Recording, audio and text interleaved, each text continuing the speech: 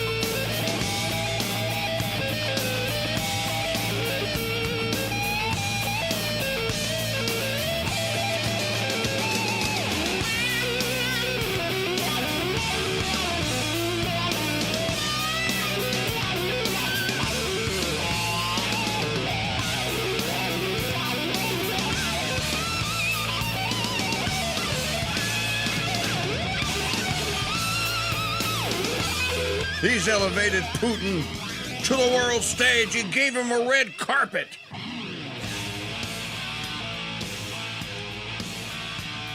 Guarantee if they'd have rolled a purple carpet out,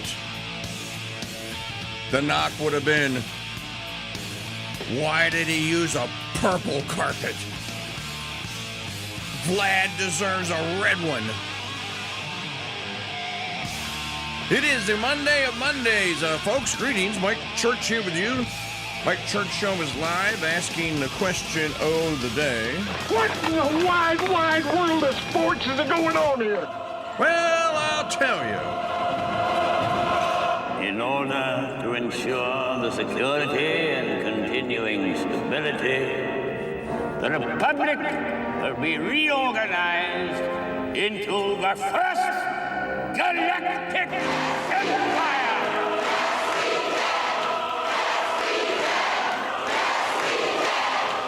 For a safe and secure society! No, you can't! So I'm calling on Congress to pass these reforms, and I'm going to sign them in the wall. No, you're not! Fall down the thunder will now you got. You tell them I'm coming, and hell's coming with me, you hear? Hell's coming with me! Oh! righty, our call-in line telephone number if you'd like to be on the program today, 844-527-8723, 844-5-CRUSADE. Email address same as it ever has been. I am KingDude at protonmail.com, and the Crusader Stadium chat room is open at crusadechannel.com/chat. So America's Morning Show, the Crusade for Truth, is on. Really is miraculous that we got this thing on the air today. It literally, 2 hours ago, we should have checked in with our Apollo 13 flight controllers. Apollo 13 flight controllers, listen up. Give me a go, no go for launch. No go for launch. Chat room. Booster. Go. Video. Go. Fight radio. Go flight. Internet. Go. Surgeon. Podcast. Go flight. Transom. We're go flight. Fax. GNC. We're go. New app. Go. Control. Go flight. Procedures. Recording. Go. Go. FAO. We are go. Network. Go. Recovery. Network. Go. Capcom. We're go flight. Launch control, this is Houston. We are go for launch. There's a lot going on here today. Well, Volodymyr Zelensky, last time he was in the White House, It was awesome. it was awesome. He got Don John of Mar-a-Lago'd. He basically said, wait a minute, you don't shut up, just shut up. You don't have a card to play, be quiet. Lunch was canceled. The press had to eat the lunch. Zelensky got ridden out of town on literally on a rail. And, well, you all know what happened after that. Then he pleaded to come back. And President Trump was basically like, I don't think I think you need to stay where you're at, Vlad. I don't think so.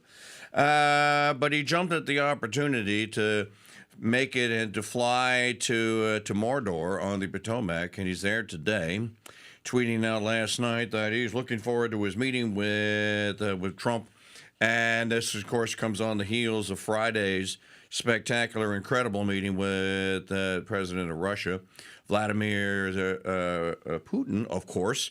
The whole thing gets off to a very Trumpian start when the leader of the Russian Federation is walking the red carpet and overhead flies a stealth bomber with a pair of, here it is, there's your B-roll right there, with a pair of F-22s, I guess, on either side. Yeah, so it's 5 planes, it's a stealth bomber and 2 FA-somethings.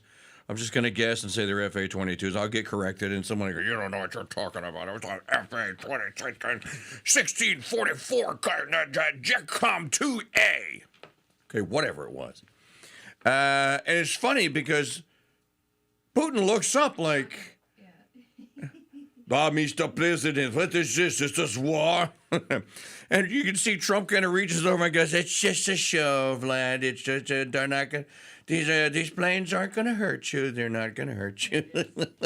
So,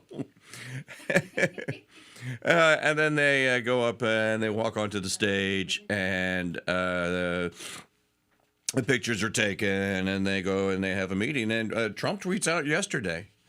He says he thinks he said it was a great meeting. And that he thinks that, I should probably just pull it up and read it from it. I'll just paraphrase for now. He thought it was a great meeting, and that stage is now set for the talks to continue. This is an interesting thing here, and I would just like to point out that your kind, humble host predicted the outcome. And I also have been, now, do you believe me? So what's on the table today? It looks like, Maggie, where did you see where they're going to give up, where the Russians are asking for permanent Luhansk, Donetsk? It was a Fox News report, but I also saw it on Twitter. Okay. So basically the report is that what Putin told Trump and what I think that they basically agreed to. And again, I can't see how or why there would be that Trump would disagree with the Russians' point of view on Crimea, on Luhansk, on Donetsk, on Zaporizhzhia, and Sevastopol. So pretty much as your kind, humble host has been telling you since this whole thing began, this thing was settled back in 2014 with a pair of treaties called the Minsk Accords. This is what the Ukrainians agreed to. They basically agreed to what Putin and the Russian army have taken upon themselves to enforce, because the Ukrainians refused. So the Minsk Accords basically said, look, the ancient Crimea, the ancient Ukraine remains as it was ancient. The new Ukraine that was drawn by Stalin is Ixnay on Ukraine, and you're going to give the Donbass regions back. The eastern and southeastern parts of what is Ukraine today. And it only makes common sense. Again, the former Soviet Union, the Russian Federation, the only way it can get to warm water is through Crimea. And everyone needs to understand this. The port in Crimea is the linchpin of the whole thing, which is why in 2014, the Russians basically cut a deal with whatever the government was of Crimea, who then said, yeah, we'll put it up to a referendum. And I don't know how honest the referendum was. To tell you the truth, I never looked into it. I do know that it passed, that the people of Crimea, they did vote. There was some kind of a vote, and they did vote to join the Russian Federation. Now, if you look at this on a map, you will instantly become aware, well, how are you going to get, for example, how are you going to get from Moscow to the port in Crimea? There's only one way. You have to go through Zaporizhzhia, Sevastopol, Donetsk, and Luhansk. So that region basically is then what they call a land bridge. That's a land bridge to the warm water port. It was always going to happen. It is going to happen. And if that means the Russians have to fight the rest of the world, including the United States, well, then that's what they're going to do, because they're not going to lose access to their warm water port. And I just think that there it is, Maggie showing you right there. Yeah, okay, so if you're looking at this on the screen, if you're watching this, and by the way, if you're a Founders Pass member, I know a lot of you like to have just gotten into the habit of listening on the chat room page. The chat room is also on the video page now. And it is under the menu on the home page. So if you are logged in as a Founders Pass member, man, you want to watch the video, it don't cost nothing. So it is available to all Founders Pass members above premium listening. So if you're on the $5 plan, too bad. Upgrade, which I hope you'll do. But you can see right there, see the red dot down there, the red portion at the bottom of your screen, that's Crimea. And then you can see the countries that we have been talking about, Donetsk, Luhansk, Sevastopol, Zaporizhzhia, and I think I had that right. So in order to get to Crimea, you have to. That's the only way to get to Crimea. So that, and as I said, this is always going to happen. The end result of the war is a known quantity. The question is, how many more Ukrainians and Russian boys have to die to bring it about? Zelensky has to be running out of bodies. So you imagine then that this is probably one of the things that I would imagine that they talked about. So we have a lot to say about this. I like Secretary of State Marco Rubio. I think he's doing a good job. And I liked what Rubio said. He goes, look, if this war continues, life in the United States is going to go on. It's not our war. The president's right. It's Biden's war. But he goes, even then, it's not really Biden's war. It's Ukraine's war. This is the Ukrainians' war. And this is what they have done. And the president is trying to work the peace deal out. And I think that at the end of all this, that there just needs to be the peace needs to happen. And it did. The talk did go on the Feast of the Assumption, And there wasn't a fist fight that came out of it. So the report is good. Lots of other stuff that's going on here. The mayor of the city of New Orleans, LaToya the Destroyer, is going to be LaToya Cell Block Bia.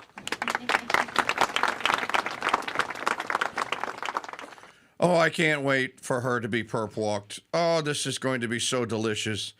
Oh, so long overdue. I don't know about you, and well, you know what I do know about our beloved listeners.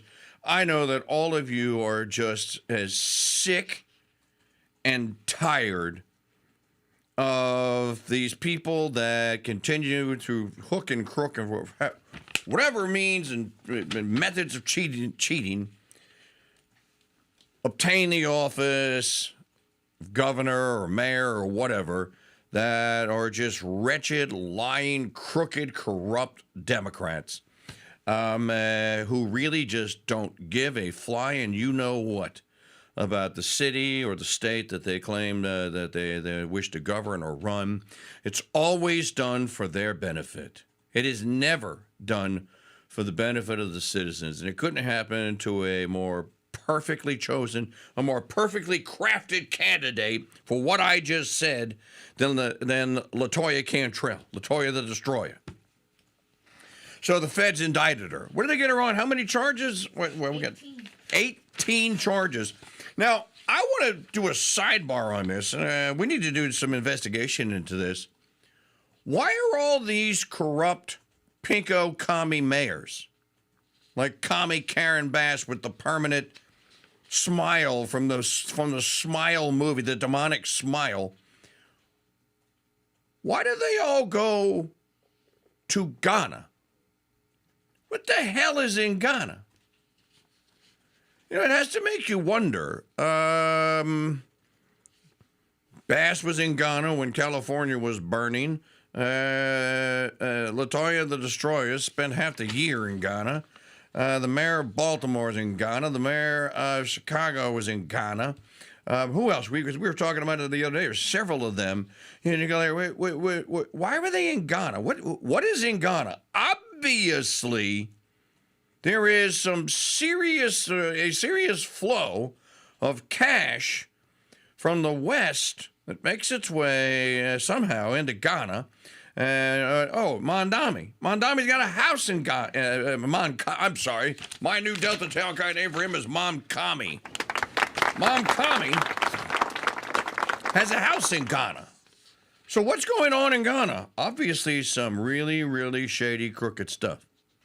And it must just be the place where you go to pick your cash up and bring it home or have it shipped back in boxes. $100 bills stacked $100 bills. Don't forget, especially for those of you listening on 990 AM WGSO this morning, don't ever forget, how did they bust William moving on up Jefferson after Hurricane Katrina? Somehow, I can't remember if it was the U.S. Marshals or who it was, but somehow they wound up at the house of William moving on up Jefferson. And Jefferson had, I wish I could remember the entire story. I know the nuts and bolts of it. So they went into his house, and apparently he asked them to go clean his refrigerator out or something, because he couldn't get there. And so they went and they cleaned his refrigerator out all right. And then they opened his freezer. You remember? And there were stacks of $100 bills in the freezer, like $300,000. I can't remember the exact amount. And somebody, some person that was in on this went, hey, maybe we should, what are we supposed to do with the cash? So they called some kind of law enforcement, and then ultimately, Oh, I got it. I have a picture. okay, ultimately the U.S. Marshals show up, and they take the cash and they bring it in as evidence. And a couple months after Katrina, after the smoke clears as the floodwaters receded, yeah, there's his freezer right there. That's William moving on up Jefferson's freezer, filled with cash. And so ultimately he's indicted and spends the rest of his life. And he died, didn't he? I want to see William moving on up. Jefferson died in prison. Just another horrid. You just the amounts of money, and I guess it only takes a couple $100,000 to buy a mayor these days. Because he wasn't the only one, right? Look at the story of the city of New Orleans. Ray Nagin, indicted, convicted, spends time in jail, dies in jail. LaToya the Destroyer, that's Mayor LaToya Cantrell, has been indicted now, is going to be tried, probably going to be convicted, and is going to spend the rest of her material life, probably, or a significant part of it, in jail. That's just the two mayors of New Orleans. There are mayors all around the city, all around the United States, with people that have broken all manner of laws and or have been found guilty of corruption. So a big story in New Orleans. Maybe New Orleans can breathe a sigh. Some people can breathe a small sigh of relief. But if you're just going to go right back and just elect another Santa Claus with welfare checks that doesn't give a rat's furry behind about the actual city and does not desire to... Because you mean, if I was going to run for mayor in New Orleans... You're not corrupt enough. Well, I'm not corrupt enough, but... the whole point, I would say, we're going to restore the city. We're going to make New Orleans great again. We're going to make New Orleans the crown jewel of the South. She used to be. There is simply no reason, especially with the increase in domestic production and manufacturing that's coming here, and the magnificent location of where the city is, the port is still there. There is simply no reason why the Port of New Orleans and the city of New Orleans does not have to rely upon drunken fornicators for its existence. You can restore that port. You can go a long way towards, and having a tourism industry is fine, but you're strategically situated right there with the port and the Gulf of Mexico and the Mississippi River and all that for the city to make a comeback. But you'd have to have somebody that's going to. Number one, you need someone with business smarts. They just continuing to elect people because they claim that they want to be in politics and they want to be mayor. Like there's a woman that's running for mayor. I think she's on the city council, whatever. And I don't know that much about her, but I go like, why? Why? Is there no one in the city that actually cares enough about it? The last person that tried to run for mayor in New Orleans that actually was going to try and fix it was Donald Mintz. And of course, he lost to Mark Morial back in the 90s. And it's a crap show ever since.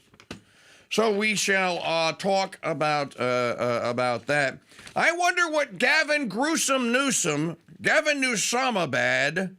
I wonder what his message is to the families of the three people killed, basically, in the great state of Florida on Saturday as a result of the completely incompetent, I'd say murderous acts of a jihadi nutbag driving an 18-wheeler who does an illegal U-turn in the middle of a an interstate, right?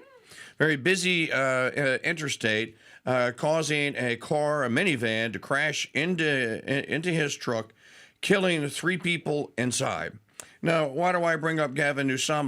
Because this A-clown is driving a semi-tractor trailer. Okay, so that's the truck and then the trailer, right? With a California commercial CDL, California-issued CDL. This guy is a known criminal. Not only that, he's a known criminal, illegal alien trespasser who trespassed and crossed into California, and the state of California gave an illegal alien criminal trespasser. Not only did they give him a license, they gave him a commercial license, a CDL. This is what's going to bring sanctuary cities and states to an end. Because the families of those people, could you blame them? This never happens if the border is secure and sane people are running the other states. I got to tell you, there may be a civil war brewing over this. We'll talk about it when we come back.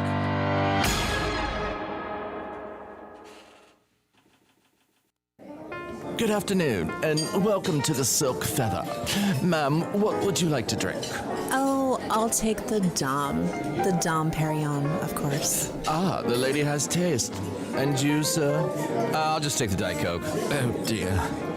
You know, what I miss about the good old days before social media and AI ruined everything? Let me guess. No fat people outside of the circus, and Ozempic was the name of a demon in C.S. Lewis story, right? Well, yeah, but besides that, classic radio shows with actors and actual stories. Well, lucky for the human race, the Crusade Channel is rolling over 900 episodes of a show called Suspense. Tweak your mystery-solving muscles over lunch and catch episodes of Suspense, weekdays noon till 2 on the Crusade Channel. Live talk and classic radio the way it should be. I like my version of suspense. Hey! Doesn't work without me. And so, the responsibility of every coffee cup is to ensure the authenticity, the freshness, and... Now, who in the name of Pete Hexes could this be? Good afternoon, dear. Dear, what are you doing here? You're supposed to be home with the little coffee cups. I was home with little Arabica, Columbia, and baby Dark Roasta, and then the phone rang. It was Director Trump. What did he want? Well, seems he was told that when we were at Coffee Cup Academy together, I was the one chosen to be the Coffee Cup inspector. Then...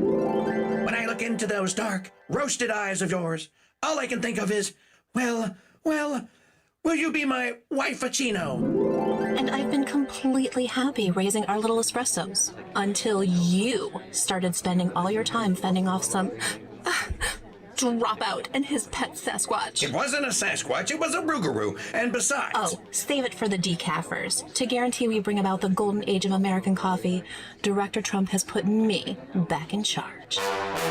Will Miss Coffee Cup save the CCA and bring about the golden age of American coffee? Stay tuned to this station for our next episode. And in the meantime, order Abbey Roast Coffee at shop.mychurch.com. Hello, Crusaders. I'm Magdalene Rose at the Crusade Channel News Desk with your Crusade Crucials. For Monday, August 18, 2025, this report is brought to you by Cookin with the KingDude Seasoning Trilogy. Here's your In the Market report. Friday's market report indicates a mixed bag of results. The S&P 500 and NASDAQ closed lower while the Dow Jones outperformed, finishing the week up 1.74%. While the Dow Jones Industrial Average saw a positive week, the S&P 500 and NASDAQ closed lower. The release of the Consumer Price Index and Producer Price Index data revealing elevated inflation impacted market sentiment. The University of Michigan's Consumer Sentiment Index fell, reflecting concerns about the economy. The potential for new tariffs on various countries, as well as ongoing trade tensions, continue to weigh on market confidence. Strong retail sales data for July, which met expectations, provided some support to the market. The market is anticipating potential rate cuts by the Federal Reserve in response to the weaker-than-expected jobs data and the overall economic outlook, which has supported the market. President Trump continues to battle the Federal Reserve Chair Jerome Powell to lower interest rates. In National Calendar Day news, today is National Fajita Day, recognizing the sizzling deliciousness of the savory Tex-Mex flavor found in fajitas. It's also National Ice Cream Pie Day. Our saint of the day, St. Louis of Toulouse. You're listening to the Crusade Channel News. On August 4th, the Crusade Channel will launch Crusade Channel 4.0, and you'll see why. What in the world? Sorry, I was hanging up the new My Church 4.0 sign. 4.0? When did they even have a 3.0? Am I missing something here? Buckle up, Speed Demon, because you'll soon discover why Crusade Channel 4.0 roars like the muscle car of media. Rooming past the competition with zero emissions of boredom exclusively on CrusadeChannel.com.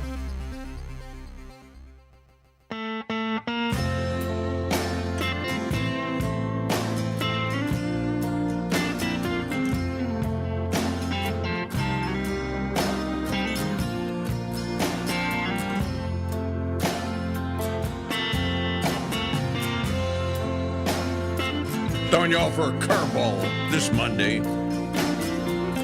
Is this a new song, Clark?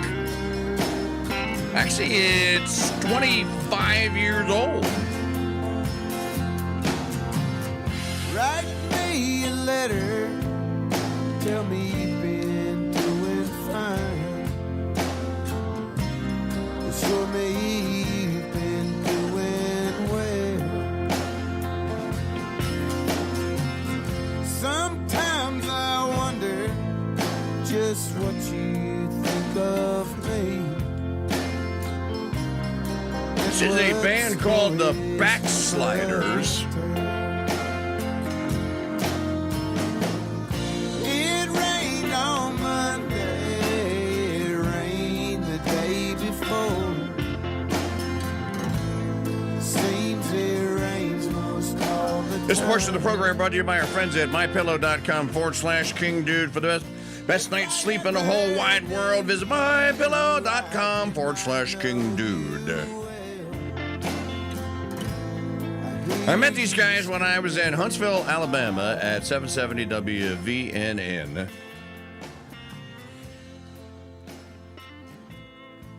One of the program directors comes and says, this is before there was a KingDude, so it was just Mike.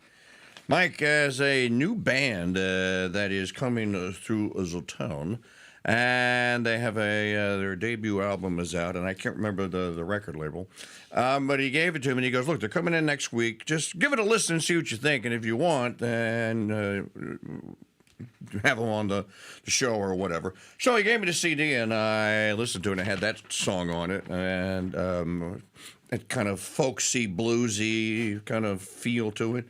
In any event, I liked the song, and I met the dudes, and they were just a bunch of good old boys. I don't know what happened to them. Band was called the Backsliders.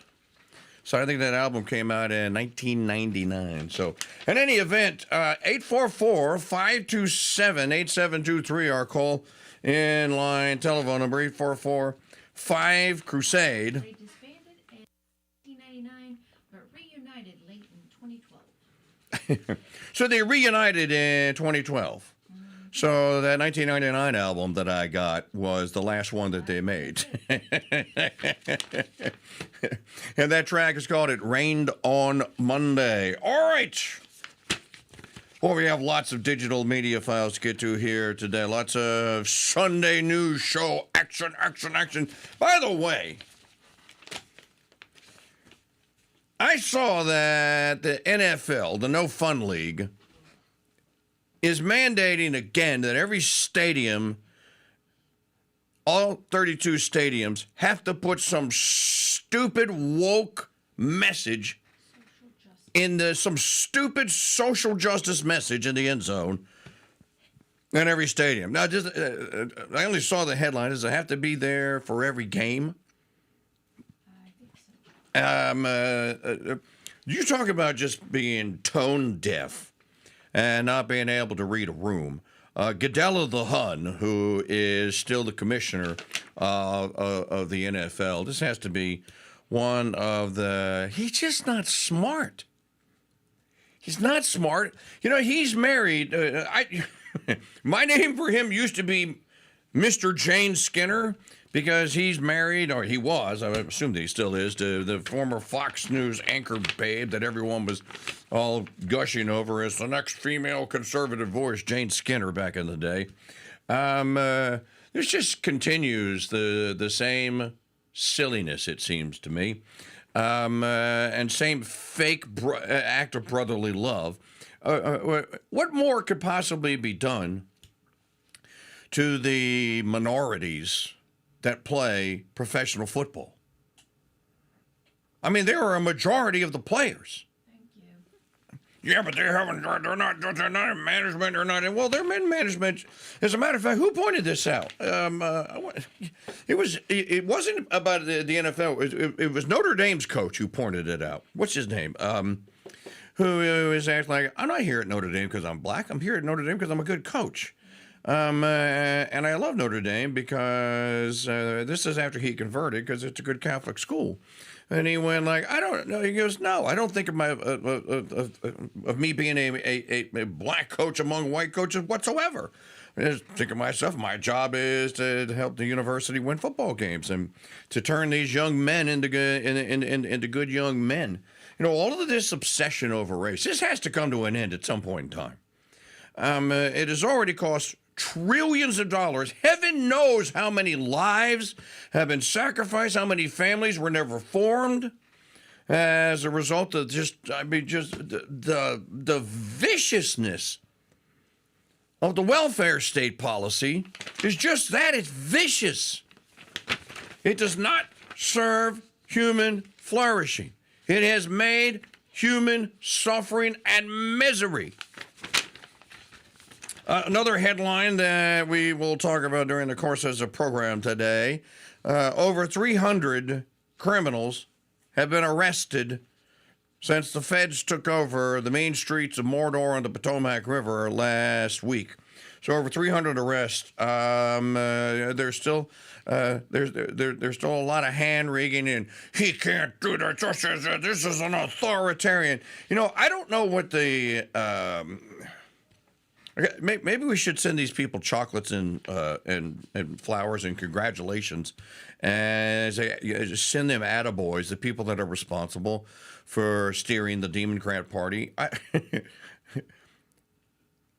How are you supposed to win hearts and minds over to the side of, no, it is your job as an American citizen to live in a city where you could die any day or any moment now as a result of the policies that this party champions and the vagabond, sick, twisted criminal element that this party seems to be in love with?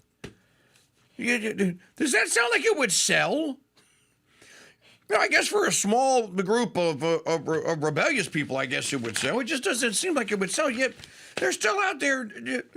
Just check over here. This will not stand. We will not allow this authoritarian.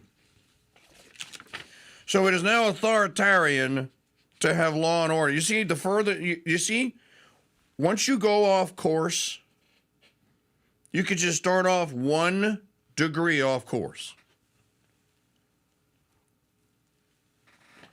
Our Philosophia Perennis teacher, mentor, Brother Francis, would tell the story of how if you were on a sailing ship and you left the port of Boston and you were headed to Liverpool, and if you made a 1 degree mistake in navigation to the south, you would wind up in Africa. If you did not correct the course, you would wind up in Africa.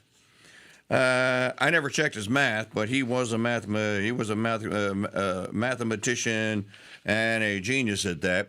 But the point is that when you make a mistake, it's okay. You can make mistakes. You correct them. You know, you make a little course correction. You kind of try to go back to from whence you came, and life goes on. When you don't, don't make the correction, and instead you go, no, I'm pretty comfortable with the 1 degree mistake. No, you know what? Let's go 2. And then you just continue on with the mistake or with the error or whatever. Well, the further the distance is from the event horizon, if you will, and you don't correct it, the further, the worse it's going to get. That just seems to be the direction that it seems like about a third of Americans seem to wish to go. Terrifying moment, illegal migrant makes rogue U-turn in semi-truck before crashing into minivan and killing 3 people. This is from the Daily Mail. There's footage of this, isn't there? Oh, I got it. Yeah. It's horrific. Terrifying footage has emerged of the moment an illegal migrant driving a huge semi-truck caused a tragic crash which left 3 people dead. This is his dashboard cam? Yep. So this Saeed, whatever the hell his name is, So he is, now again, this guy is not supposed to be in the United States. You know, I got to wonder, you guys that are truck drivers, maybe you know this, or you know more about it than I do. These guys that are truck drivers, how many illegal, alien, criminal trespassers are out there with CDLs? You know, Maggie, I remember back in the day when we were on the old Sirius XM Patriot channel way back in 2008 and 2007, before it was even 2010. I can remember guys, because we had a lot of truck drivers that were listeners. I remember guys calling us and saying that, well, KingDude, I'm not driving the truck anymore. And I'm like, well, what happened? And he goes, well, I couldn't make it anymore and couldn't compete. So owner-operators were dropping like proverbial flies, and I was asking them, well, why can't you make it? I mean, if things have to be transported, it's an expense. So you should be able to charge what you need to. And then remember they would tell us, well, we have all these big companies hiring Mexicans who can't read English, don't know the road signs, and are basically a threat to everyone else that's on the highway. That was 20 years ago. Imagine how bad it's gotten since Biden threw the Biden regime, or whoever was running it, threw the doors open and the floodgate open in 12, 14, however many millions of illegal alien criminal trespassers came across. I wonder how many of them ultimately got hired by American trucking companies and are out there driving big rigs today. Here's a question for this clown that killed these three people. Who hired him? Who hired him? Harjinder Singh, who obtained a commercial driver's license in California, was charged with 3 counts of vehicular homicide for the horrific crash in Florida last Tuesday. Video from inside the enormous semi-truck shows the moment he casually began performing a U-turn on a highway, failing to consider other cars on the road traveling at high speeds.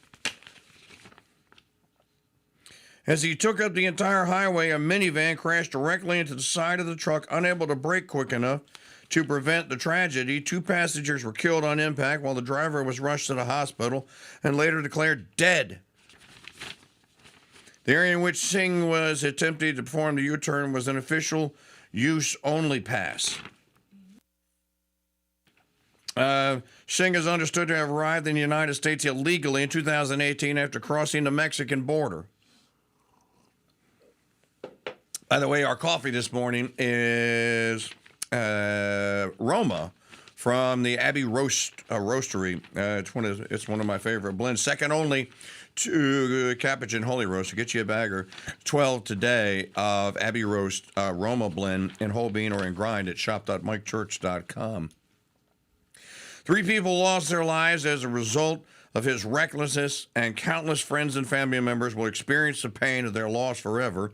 Dave Kerner from the Florida Department of Highway Safety and Motor Vehicles said, the actions taken by the defendant while operating a commercial tractor trailer are both shocking and criminal.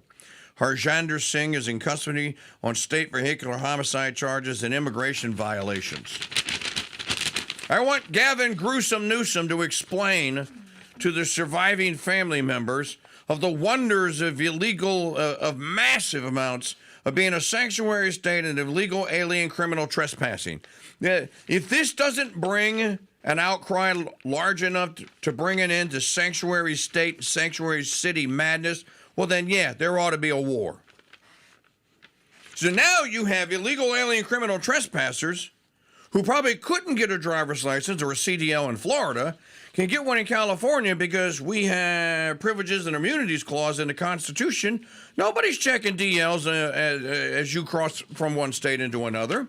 You know, it used to be that, and maybe it still is, so you guys that are truck drivers can tell me, it used to be that I know that if you were like crossing into, if you were like going from Nevada into California on Interstate 80, I think that is, I want to say that there was a checkpoint of some sort, but they weren't really checking your ID. They were just asking if you were bringing plants or whatever in.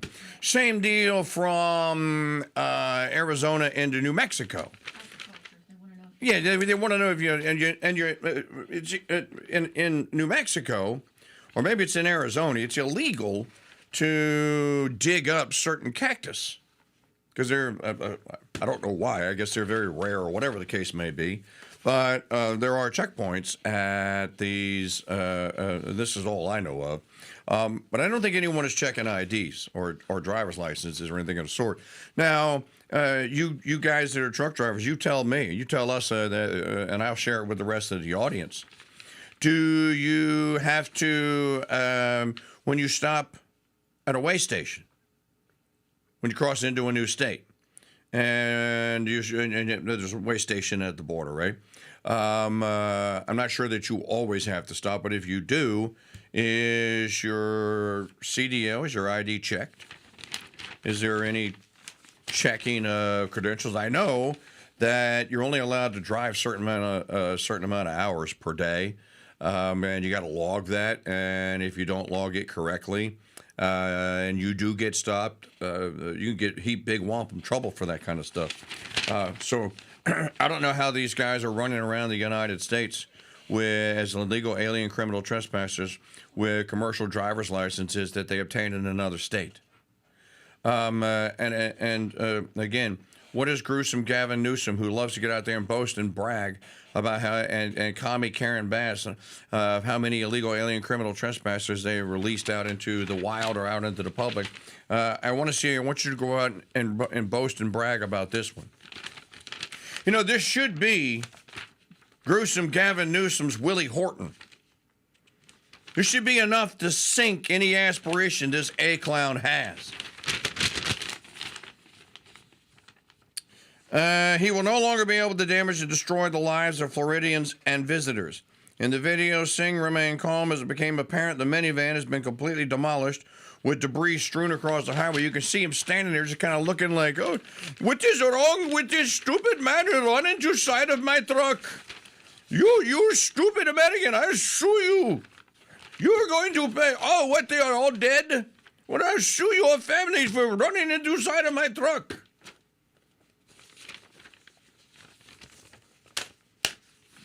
So Philip in the chat room at crusadechannel.com/chat. Is that our Philip? Yeah. Okay.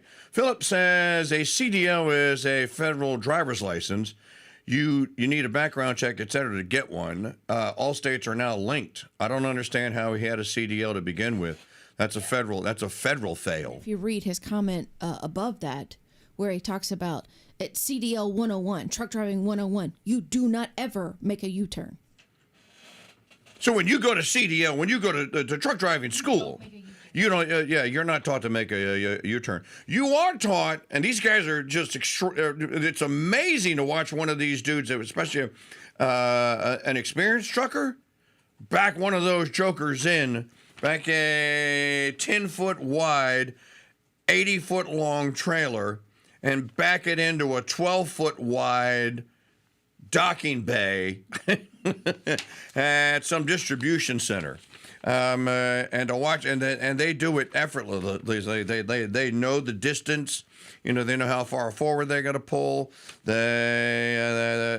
guys are good. I mean, you watch a commercial truck driver driving one of those big rigs that knows what he's doing. It's a very skilled, it's an immense set of skills, especially driving skills. So, back to the Daily Mail story. He peered out the driver's side window immediately after the impact before wordlessly putting the truck in park and turning off his engine. And again, you know, you see that these people that come from Sing, that sounds like Indian, Indonesian, somewhere up in there. These people don't seem to have moral compunction. Things that bother you and I don't seem to bother these people. Which is, again, so, and why do we have H-1B visas again? Remember our guy from Apple who was the HR dude that retired because he was tired of having to interview Indian people and he wasn't going to rubber stamp it. He kept saying no. He kept telling his bosses at Apple, don't hire that guy. Don't hire that guy. Don't hire that woman. Don't hire that. And they kept doing it anyway, so he finally went, that's it, I'm out. And he quit. He stood by with his arms slack by his side, just a few steps away from rescue crews, peering at the camera as it panned to catch the devastation of the crash. Singh is currently being held on an ICE detainer. It didn't look to me like he tried to aid and assist the people or that he was panicked or freaking out that he just killed 3 people. Do we know who the victims were? They haven't released them. Okay, so we don't have any details on who the victims are, but I'm certain that ultimately will come out. It's just it's another one of these unforced errors. It's just stupid. And again, Philip in the chat room at crusadechannel.com/chat, where if you're listening or watching anywhere, you can go and participate in the conversation. The only thing he may have been able to get with interstate CDL, issued only for use in state issue. I have no idea how he got an interstate license. You know what, Philip? Maybe he didn't have one. Again, useful information would be, okay, who owned the truck? And if it wasn't his, and it's a company truck, what company is it?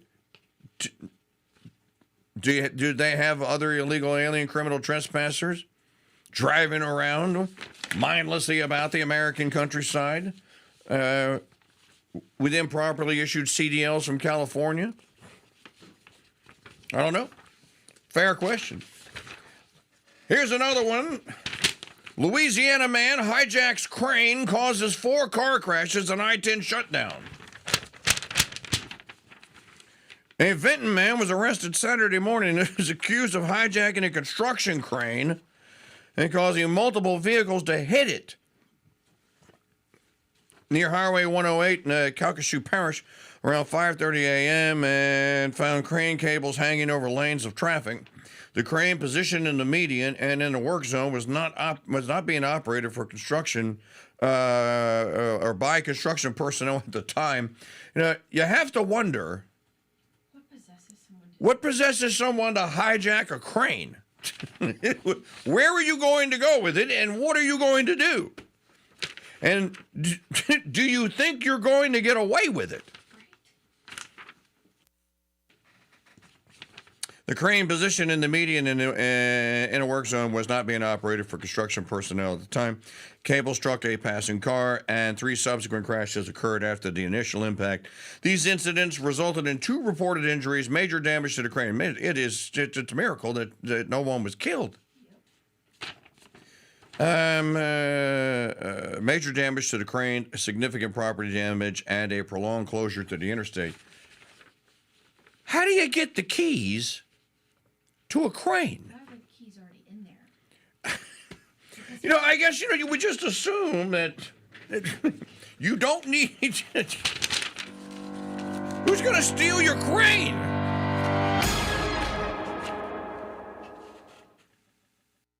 Crusade Channel, your talk podcast and Fiorella File station. Fiorella is the literary savage who skips sensitivity training. She is the librarian who reads and reviews books so you don't have to. Hello and welcome to the Fiorella Files. On my show, I will be introducing you to books, classic and contemporary, that you must read, should enjoy reading, or should not touch with an 11-foot barge pole. 10 to 11 a.m. Central, every Monday on the Crusade Channel, our app, and always on crusadechannel.com. Live talk and podcast radio. The way it should be.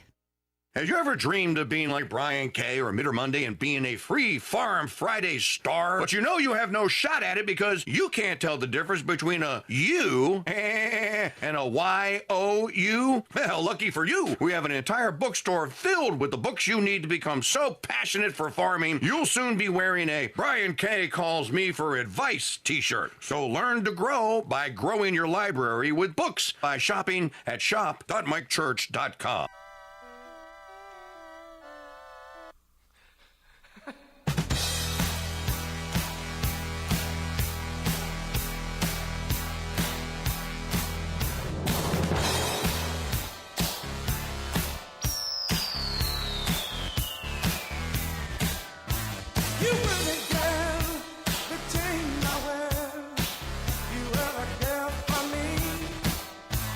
You lift the fuse, I stand confused. You were the first for me, but you turned me out. You dropped the bomb on me, baby. You dropped the bomb on me, but you turned me on. You dropped the bomb on me, baby. You dropped the bomb on me. You were my thrills, you were my pills. You dropped the bomb on me. The Crusade Channel, your talk podcast and Fiorella File station. Fiorella is the literary savage who skips sensitivity training. She is the librarian who reads and reviews books so you don't have to. Hello and welcome to the Fiorella Files. On my show, I will be introducing you to books, classic and contemporary, that you must read, should enjoy reading, or should not touch with an 11-foot barge pole. 10 to 11 a.m. Central, every Monday on the Crusade Channel, our app, and always on crusadechannel.com. Live talk and podcast radio. The way it should be. Hey, it's Mike Church with another adventure in Stuff You Really Don't Need to Know. The difference between an antidote and an anecdote. One is a cure for something that's poisoned you, like a corona hoax vaccination, and the other is a short accounting of facts, something the aforementioned vaccine has almost none of. Here's another anecdote for you. The flag of the Sacred Heart of Jesus is also known as the Carillon de Sacré-Cœur, or the original flag of Quebec. And did you know that our Founders Trading Post is the exclusive maker and distributor of this one-of-a-kind, full-size, beautiful flag right here in America? Yep. Order a Sacred Heart flag right now and take $5 off and get a matching Sacred Heart flag bumper sticker for free. Don't cost nothing. Hurry, spring is coming and supplies are limited. To order, go to mikechurch.com/flag or call us 844-527-8723. Hello, Crusaders. I'm Magdalene Rose at the Crusade Channel News Desk with your Crusade Crucials. For Monday, August 18, 2025, this report is brought to you by Cookin with the KingDude Seasoning Trilogy. Here's your In the Market report. Friday's market report indicates a mixed bag of results. The S&P 500 and NASDAQ closed lower while the Dow Jones outperformed, finishing the week up 1.74%. While the Dow Jones Industrial Average saw a positive week, the S&P 500 and NASDAQ closed lower. The release of the Consumer Price Index and Producer Price Index data revealing elevated inflation impacted market sentiment. The University of Michigan's Consumer Sentiment Index fell, reflecting concerns about the economy. The potential for new tariffs on various countries, as well as ongoing trade tensions, continue to weigh on market confidence. Strong retail sales data for July, which met expectations, provided some support to the market. The market is anticipating potential rate cuts by the Federal Reserve in response to the weaker-than-expected jobs data and the overall economic outlook, which has supported the market. President Trump continues to battle the Federal Reserve Chair Jerome Powell to lower interest rates. In National Calendar Day news, today is National Fajita Day, recognizing the sizzling deliciousness of the savory Tex-Mex flavor found in fajitas.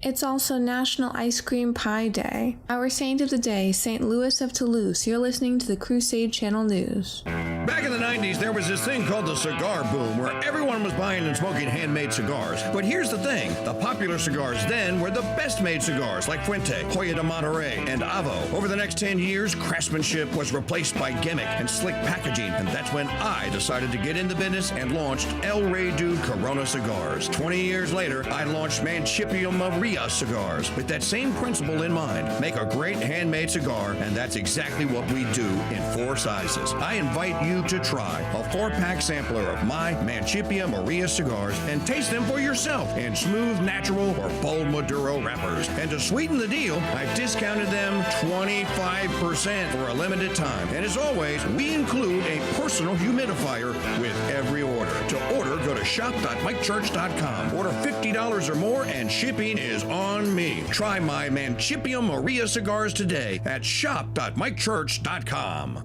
This is Capcom. We are ready to go for launch at the Crusade Channel launch site. New show lineup. Go. Broadcasting live on X, YouTube, and Rumble. We'll go fly. Breaking news updates. Go. The Mike Church Show Band. We'll go. We'll go for launch for the Crusade Channel 4.0 mothership. 2, 1, lift off. On August 4th, the Crusade Channel will launch Crusade Channel 4.0, the mothership. And you'll see why everyone else is lost in space.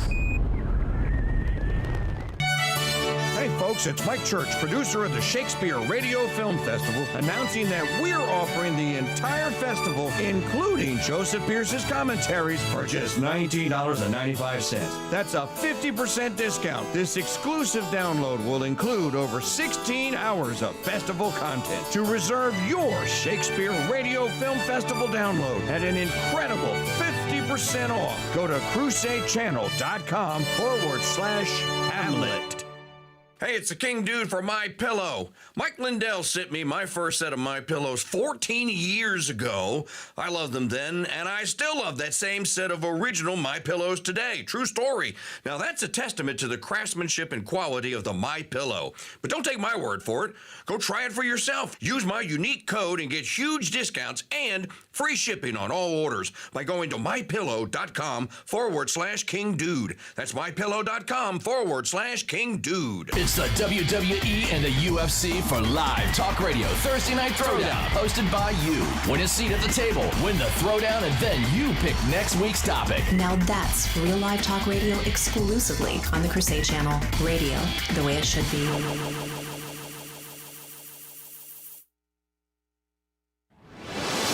Brother Mike Church presents Flashback. Sinful things that were happening 20 years ago. Jurassic Park, the remake of Godzilla, and the beginning of Don't Ask, Don't Tell. Are either of you homosexuals? You mean like flaming, or? No, we're not homosexual, but we are willing to learn. Let's hope and pray no one will ever confess those sins again. The Mike Church Show, preaching and teaching from his abbey while living here in the present on the Veritas Radio Network's Crusade.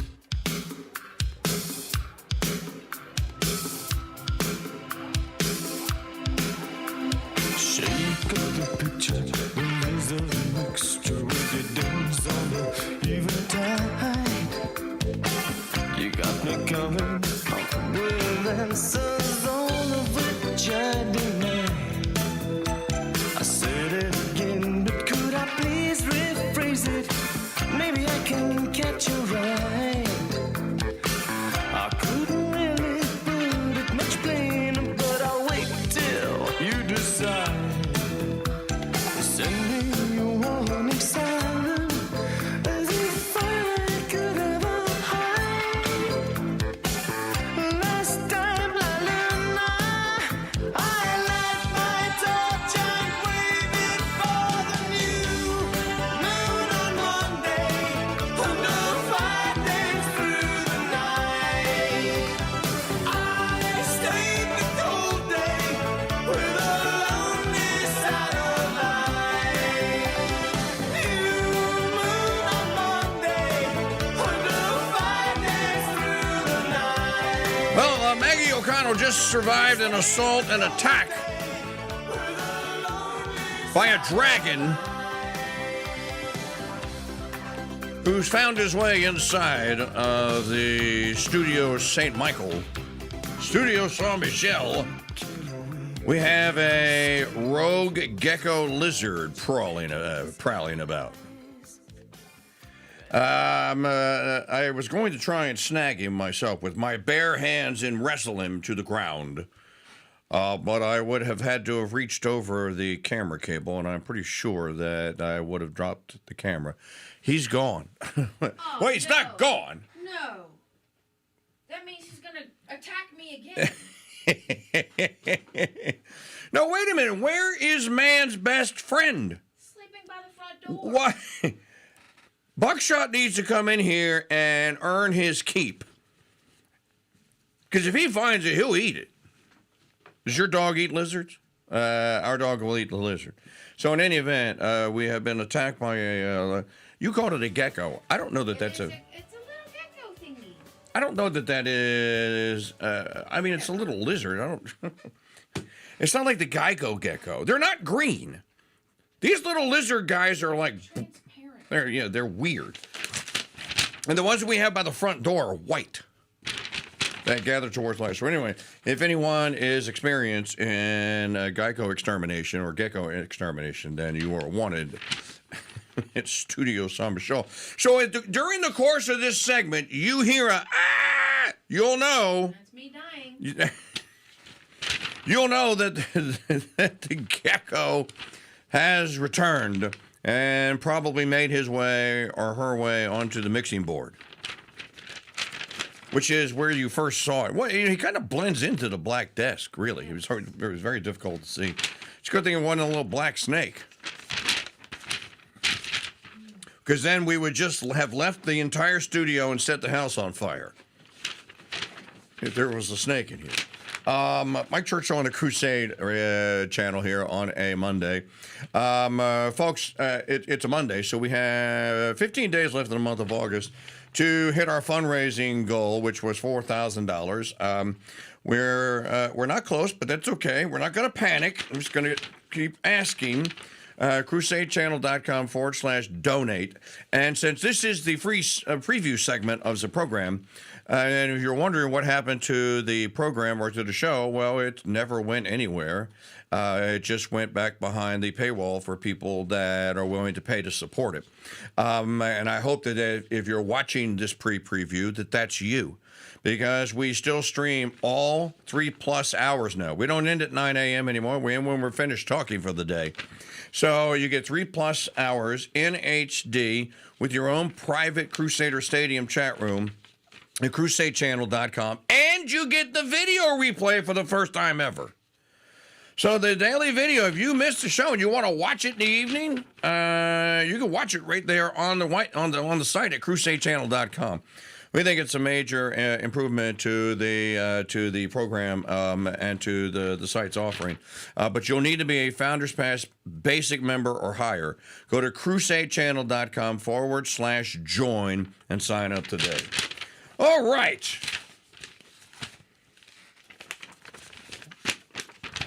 While we continue to The LSU agriculture guy says it's called a Mediterranean gecko, so it is a gecko. Did you send him a picture? I just looked at his website. Because people like him. Got a list of them. Is he dangerous? No. Can he like grow to Komodo dragon size? You know that reptiles never stop growing. That's the thing about a reptile. It never shrinks. It just gets, if it stays alive, it gets bigger.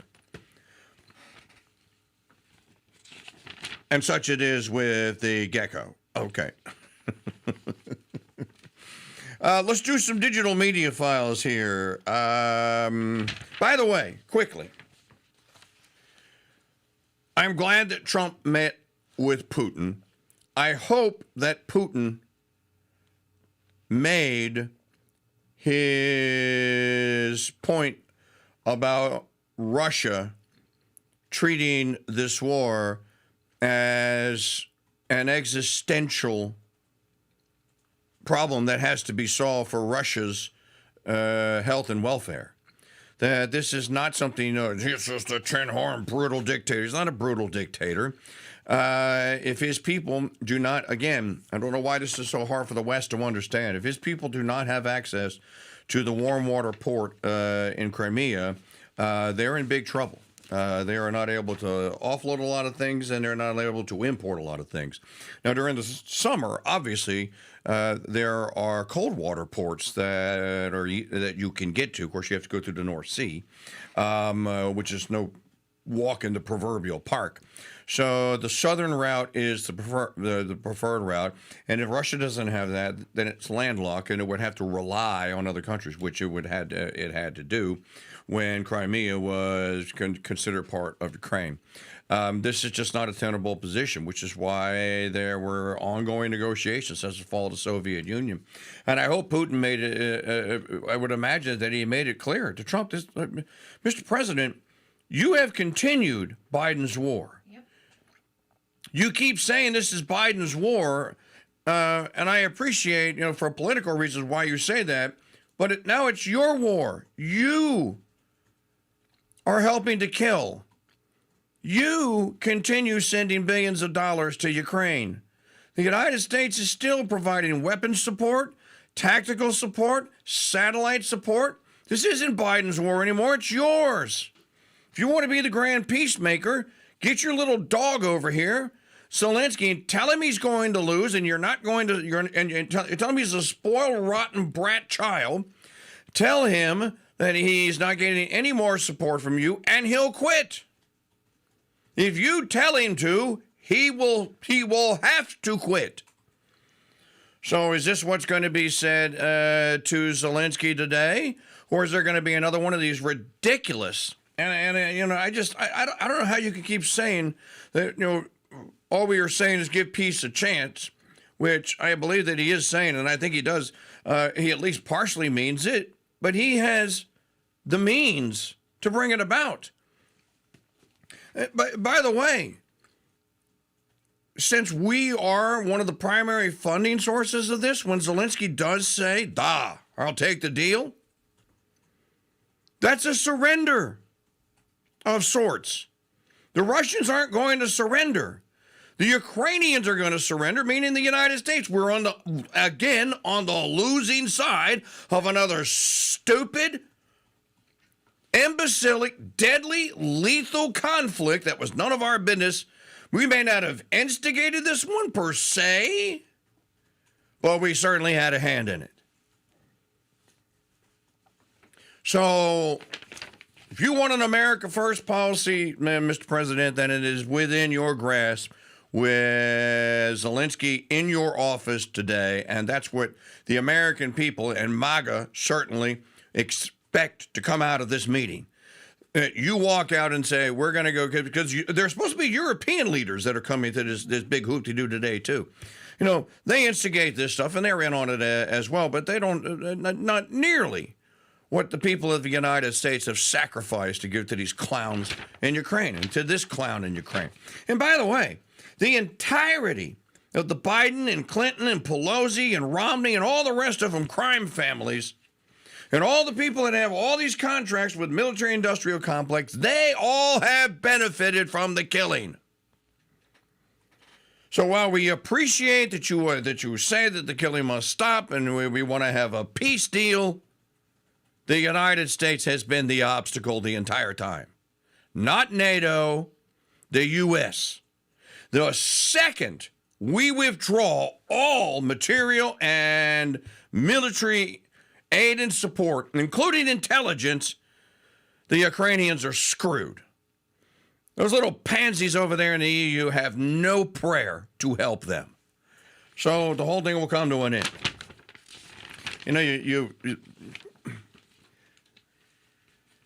You think about that, or why that should be, and why wasn't this done in February? They put a great show on when they had Zelensky in there. Trump told him to stand down. He didn't have a card to play, but they still kept fun. Like Marjorie Taylor Greene's been screaming about this on X.com. Stop it! Stop it! Play digital media file number 1. Let's switch gears for just a moment here. This is Stephen Miller, who was talking about Gavin Gruesome Newsom. And again, the tragedy that unfolded on the highway in Florida last Tuesday, the unthinkable crime of those 3 people that were killed by the illegal alien criminal trespasser with a California-issued commercial driver's license. This, again, should be Gavin Gruesome Newsom's Willie Horton. I wonder, and I haven't seen the Governor DeSantis has said anything about this, but I can't imagine that he's not going to. And he may even say something to the fact, let me tell you something, buddy. Let me tell you something, Newsom. This is on you. I have 3 dead citizens now and grieving families because of you. Your recklessness, your carelessness, your illegality, your infatuation with all things illegal, alien, criminal, trespasser. So here's Stephen Miller talking about this on Fox. The mayor of Los Angeles and the governor of California were in the largest sanctuary city and the largest sanctuary state in America. they refuse to turn over tens of thousands of serial criminal illegal aliens to ICE. So they get arrested by state or local authorities and they get cut loose. They then go on to commit crimes like assault, armed robbery, home invasion, and murder. The most unimaginable, egregious crimes you could think of. All of that blood, all of that suffering, all of that heartache, squarely on the soul and conscience of California's governor and the mayor of Los Angeles. They are guilty of crimes against humanity. They are facilitating child trafficking, sex trafficking. Look, they think this is a game. They think this is a joke. This is life and death. When you meet with the families, as you have, Griff, whose loved ones have been raped and killed and slaughtered by criminal illegal aliens who have no right to be in this country, what Newscomb are doing and what Bass is doing are unforgivable. And God bless our ICE agents and Border Patrol agents for going out there and doing this mission on behalf and on the orders of President Trump to make America safe for our citizens. The Democrat Party seems to only care about two groups right now, criminals and illegal aliens. And that's it. Donald Trump's Republican Party is fighting for law-abiding American citizens, and you're seeing the results right here in Washington, D.C., where the most violent city that we have in this country is now becoming, day by day, and will become one of the safest cities in the whole country. I don't know about that. You know, I was watching a show the other day. What was I watching? And it was set in L.A., it was an 80s show, and it was in L.A. And this is at a time when you would imagine that there was still some law and order and gangs hadn't taken over and the barrios weren't running the City of Angels. But you know what? The City of Angels asked for this. You know, you people got to remember, ladies and gentlemen, we must all remember it's not even called Los Angeles anymore. I guess they were just too lazy to change the name to Los Muerta. They removed the logo with the city of Los Angeles since its founding to about, 5 years ago, it was basically the drawing that St. Junipero Serra, or I think it was Junipero Serra, had made of the city was called, Maggie, the city of Mary of the Angels, right? I know Our Lady's name is in the title. The leaders of Los Angeles asked for all indications of the Catholic founding and of the founders of the city, what we call Los Angeles today, to be removed. They took the crucifix off. They removed Our Lady's name. The whole thing has been completely scrubbed. They asked for this. It's not a city of angels now. It's just okay. If it's not going to be a city of angels, what's the opposite? It's going to be a city of what? Demons. And that's exactly what you get. This is their plan, people. These are demons. Just like the Bible says. It's basically an intergalactic invasion into this space through people. I'm telling you, it's what all the ancients said. It's what they warned of. It's what we're dealing with. They're demons.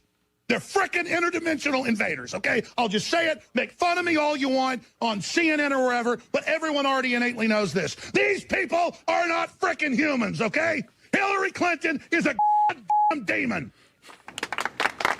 Now she's running L.A. So to say that, Karen Bass was presiding over this and Gavin Newsom, they also took down the statue of St. Junipero Serra. They took it down. He was a racist. They accused him of course, the classic Democrat crime, right? They accused him of racism and using revisionist history, rewrote the history books, and they removed his statue. Today is the feast day, great feast day today. By the way, daughter number 3 is probably listening on her way to bringing the little children to school. Happy feast day of your confirmation saint, Saint Helene, today.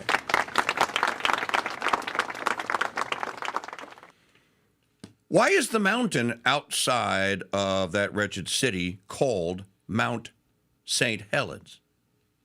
It used to have a Yes, it used to have a cross on it. Oh, you're looking for an old version of the city of Los Angeles. The City of Mary's Angels, I think, is what the term. Somebody help me out here, because it's never used anymore. You can forgive me for not knowing. I'm not a historian of. I'm trying to find a chat room because every time I close a window, and I got 764 of them open. There it is. That's it. So, city of Los Angeles, but if you look it up, the city of, I think is that the old one or is that a new one? The old one. Well, you can see the 2 stars and the crucifix, or the cross right there, right?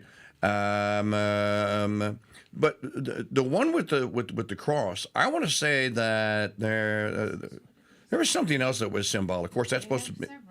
Yeah, that has Catholic iconography on it. Okay, this is the second one. Okay, so then they put an Indian. They put a Mexican Indian babe in there, and they removed the cross. Look, you deserve it. You deserve it. You kick Christ out. You get what you asked for. Speaking of. Gruesome Newsom. You got him. Play number 2. No one can work with Trump. I don't know that no one can work with Trump. I think that if you have decided that you wish to work with Trump, you can.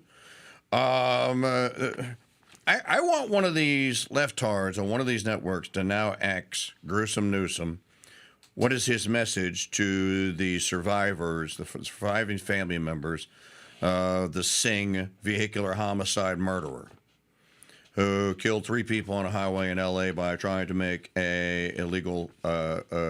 He was trying to what he was trying to do was, those little cut-throughs you have on the interstate that say for official use only? It's where the cops hang out to shoot radar, basically, where a police officer can make a turn. You're not allowed to use that. You're not supposed to use that. And there are very good reasons why you're not supposed to use it, the least of which is you'd have to slow down in the left-hand lane. You'd have to slow down to 5-10 miles an hour to make the turn in a 70-mile or 65-mile-an-hour zone. So it only makes sense. Here is Gruesome Newsom. You can't work with him. Ask the mayor of D.C. No one worked harder to have a relationship with him, and she just had her police force federalized. You only work for him. I'm not going to work for Donald Trump. UCLA is not going to sell their soul like Harvard or Brown or Penn or Columbia.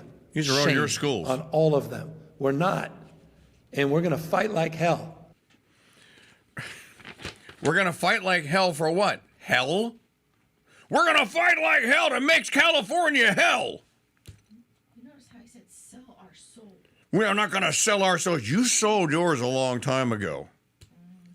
Remember that episode of Supernatural where Dean Winchester is arguing with what's the Crowley the demon, and all hell is literally breaking loose around him, and Dean Winchester tells Crowley the demon, "Are you just going to stand there and let hell go to hell?" It's pretty much what Newsom is doing. And what Bass are doing. We're just going to let hell. No. We're going to let hell be hell. That's the name of the city. Okay, say Marketects in the chat room, crusadechannel.com/chat. That's it. Thank you very much. El Pueblo de Nuestra Señora la Reina de los Ángeles del Río de Porciuncula. The town of Our Lady, the Queen of the Angels of the River Porciuncula, which is, I guess that's the LA River that runs through there. Let's do digital media file. Do we have enough time? I guess we could no, we don't. We'll have to do it next segment with Judge Janine. So Congress is still out. They're still gaveling sessions in. Still, no explanation as to why Thune and Johnson are conspiring to or conspiring with. So there can't be any recess appointments. Well, we'll talk a little bit about that. What are today's national days? Today's National Fajita Day. Today's National Pinot Noir Day. So some steak fajitas with a nice Pinot to wash it down. Sounds just about right for lunch. As a matter of fact, maybe we can have that for breakfast.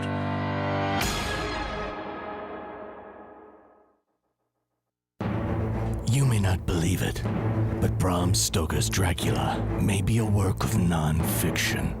What? That's scarier than getting stuck in an elevator with Jasmine Crockett. Oh, good grief. Really? Come on, I'm trying to be serious here. Okay. Hear it and other amazing tales on Turley's Believe It or Else, 10 to 11 a.m. Central, every Tuesday on the Crusade Channel. Our app and always on CrusadeChannel.com.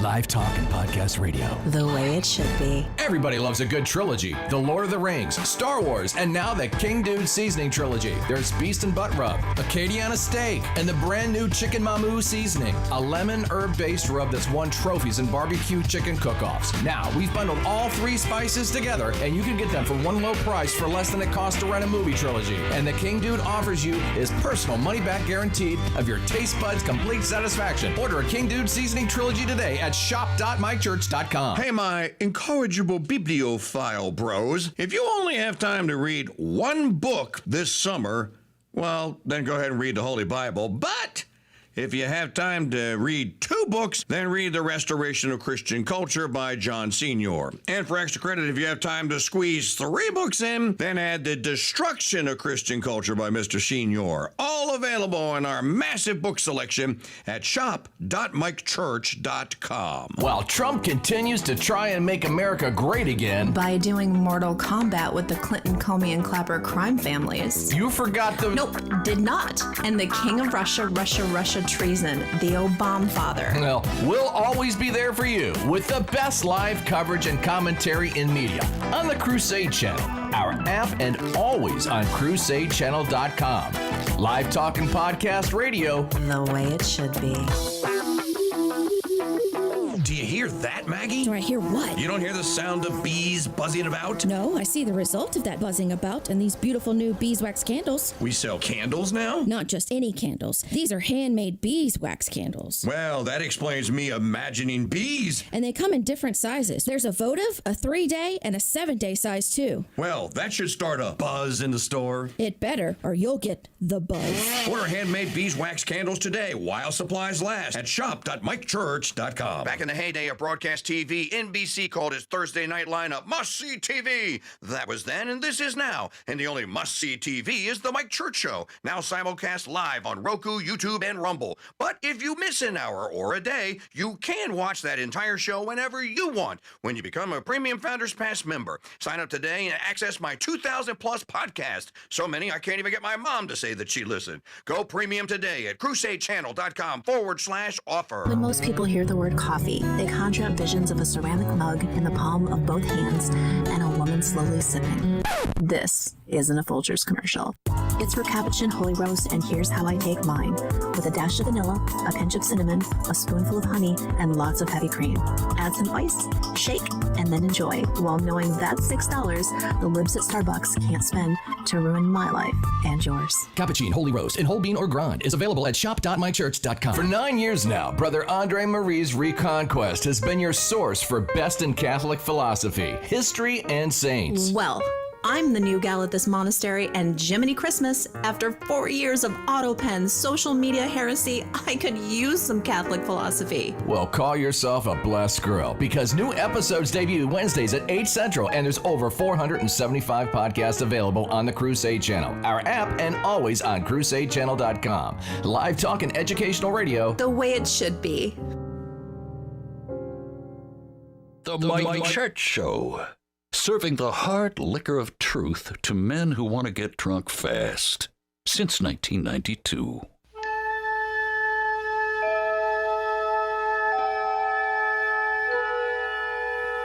Captain's log, crusade date 17.76.40. Trump fleet has ordered us to the Lunar Drano system to investigate a disturbance on a newly discovered planet called Influencer 2025. We've been warned that this civilization's statement that it wishes to make the media galaxy great again by sharing their posts with MAGA World may not be what they seem. Entering orbit around Influencer 2025, Captain. On screen. Captain. What is it, Counselor? I'm sensing a disturbance, Captain. It is almost as though these people have an inordinate passion for greed and... And? In a word, Captain, grift. Captain, we're being hailed. On screen. I can't. Every time I try to lock on, it asks me to click on another channel. Ah, the old clickbait maneuver. Shields up. Shields up. Lieutenant Olea, open up a channel. Aye, Captain. Attention, influencers. This is the captain of the Talkship Crusade 4. We're here on behalf of Trump Fleet because you requested to join the MAGA Federation. Identify yourselves. I am breaking. I am. Do you see it? I am subscribed to unlock. Darn it, mister. Can you speak in anything longer than a cliche? Captain, they're powering up what looks like to be an outrage porn cannon. Go to red alert number 2. Instant the truth. Arm, entertain, and entertain podcast torpedoes. Monologues loaded, Captain. Outrage porn incoming. Hey, America, break Intelligence shields holding, but weakened, Captain. Crew IQ down to 87%. Mr. the Truth, fire Hour 1 monologue podcast. Fired. A direct hit, Captain. IQ levels are growing again. Captain. Yes, Lieutenant. They've blocked us? Will the Crusade 4 be able to reconnect with the people on Influencer 25 and save them from its time to move on ya? Stay tuned to the next episode of Talk Trek.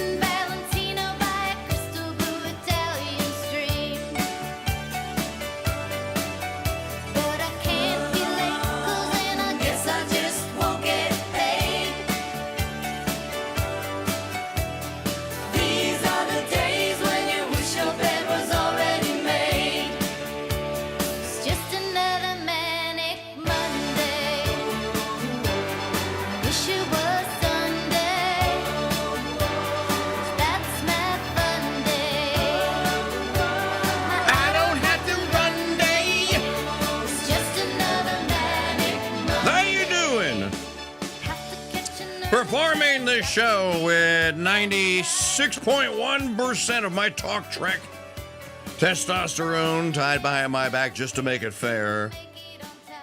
The crusade for truth here on America's Morning Show. The Mike Church Show is on. Thanks for being with us. This portion of the program brought to you by the Founders Trading Post store at shop.mikechurch.com. At shop.mikechurch.com. We got brand new shipment of Abbey Roast coffee in, and we always have Capuchin Holy Roast. Today we are drinking the beautiful blend that is Roma, the Roma Roast from the brothers at the Abbey. Get yourself a bag or 6 today at shop.mikechurch.com. Don't forget the Dude Number t-shirt, just $5. Does anyone wear t-shirts any longer? Now, I remember back in the day, in the old station in the old country, we come out with a new t-shirt. We'd sell 300 or 400 of them. Like that. I can't give them away. Hey, I'm going to put a t-shirt in your box, Bob. No, I don't want it. No t-shirt. Dude, I'm just going to give. No, I don't want it.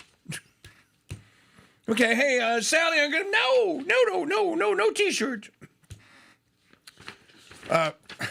We may be reduced to having to do this, but you can get a dude number, and I guess we'll have to issue you a dude number.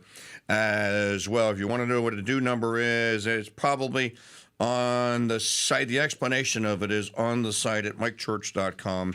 It would take me too long to explain it, but in any event, I'm number 1. My brother is number 2, and then who knows whatever number. Some of you remember what your dude number is, but if you wanted to join that elite club, you could do so at shop.mikechurch.com for a mere $5 today. Where did we leave off? We left off with Judge Pirro, right? I want to talk about the guy that hijacked the crane again. What was he going to do with it? What do you do with a high? Is he going to go to a construction site? Did he need it to dig a pond out of his house? You know, I have a brother-in-law that used to haul these mammoth cranes, or the parts for the cranes, all over America. Here's a big crane company here in southeast Louisiana that ships cranes all over the place. And there's a science to this. There is a science to cranes. And it's all about, it's simple arithmetic. It's simple math. You calculate the length of the boom, however long the boom is, how much weight you wish to pick up, and then with the length of the boom and then the width of the tracks, there is a calculation that will tell you how many pounds of ballast that you have to have on the back of the crane. And you haul, and the ballast pieces are, oh man, how much does one ballast piece weigh? 2 tons, 4 tons? I don't know. They're just depends on the size of the crane. But in any event, if a crane like that is ballast, that thing could weigh 80,000 pounds itself. So the investigation has revealed that Matthew Vincent had gotten his Dodge Ram truck in a field on the highway. So he wanted to get his truck unstuck. Vincent crossed the interstate and unlawfully entered the crane positioned in the work zone. Once inside, he manipulated the crane boom over the westbound lanes of I-10, obstructing traffic and causing the crashes. So this numbnut, so in other words, he was off the highway where he shouldn't have been. He got his truck stuck. He sees the crane. He goes, oh, well, I'll just go get the crane.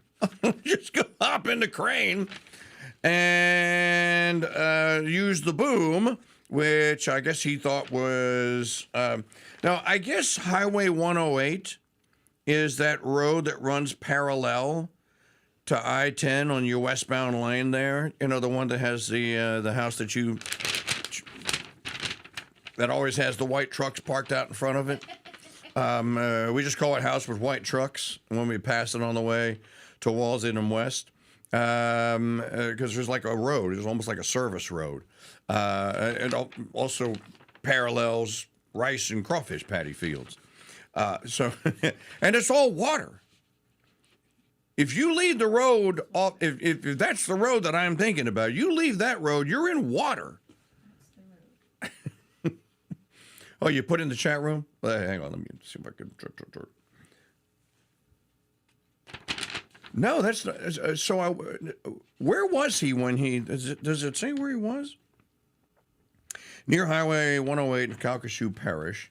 So, well, there's 2 places where it crosses the I-10. So it would have to have been, that's near your old stomping grounds of Sulphur Westlake right there, or towards Venton where Delta Downs is. I guess we now know what he was going to do with the crane. Can you imagine, though, you're driving down the I-10 and you see a crane boom? You know, because one of the things that these guys are really good at, these guys that operate these cranes, especially when they're building roads, you know, they operate in a confined space. They only have like 5-6 feet to spare when they're building something in the median or wherever. And again, those guys are very accurate. Can you imagine, though? Because the ball on that thing probably weighs 1,000 pounds. All right, moving on. Here, play Judge Janine Pirro. Talking about what she, why is she still serving as a prosecutor after all these years? This is my calling. This is who I am. I have fought for the underdog, for the silent victim of crime my whole life. I have fought for women and children and the elderly and minorities my whole career. My heart bleeds for those people who have been targeted by a criminal who decides to upend their lives, who takes a loved one away from families. And I've seen the ripple effect. You know, it's like you toss a stone in a pond and then there's a little ripple, but then it goes wider and wider and wider. And the impact on the community is great. Look, I had a great job at Fox, but I'm back to my roots. This is who I am. This is the fight. This is the passion. And, you know, at my age, and, you know, some people would, you know, consider retiring. This is the challenge that I need, but more importantly, when I look back on my life, this is what's going to matter. Well, it's good having a purpose of things that matter. Well, there is a difference between a vocation and a job. You just heard the explanation for it. So a vocation is a calling from the Latin vocative or vocative, depending on whose side you're on. And to vocate is to speak out loud. So, and which is a calling. So, yeah, that is the difference between a job. Well, why are you doing it? I need the money. Little boy Blue, he needed the money. So, but no, not in this case. Okay, there was a major controversy Friday in Alaska. And thank heavens, our esteemed Parrot Press Corps was there to save the American Republic from certain damnation and ruin. Had it not been for the intrepid investigative journalists and reporters of National Communist Radio, the world may have been spared. Drum roll, please. Drum roll. The Trump-Putin Summit lunch menu. No, not that. No. NPR can now reveal that top secret documents were left by the Trump people. And they were left in uncompromised positions where the people could find, where they could be found. This was a national security breach. It was left on the hotel printer, and had it not been for the intrepid people of National Communist Radio who saved so many American lives who may have been peppered by bad Russian food, the Republic itself hanged in the balance. So NPR breathlessly reported that they had saved the world by finding top secret documents irresponsibly and recklessly left by the Trump team at a printer at a hotel, at a Motel 6, on a printer.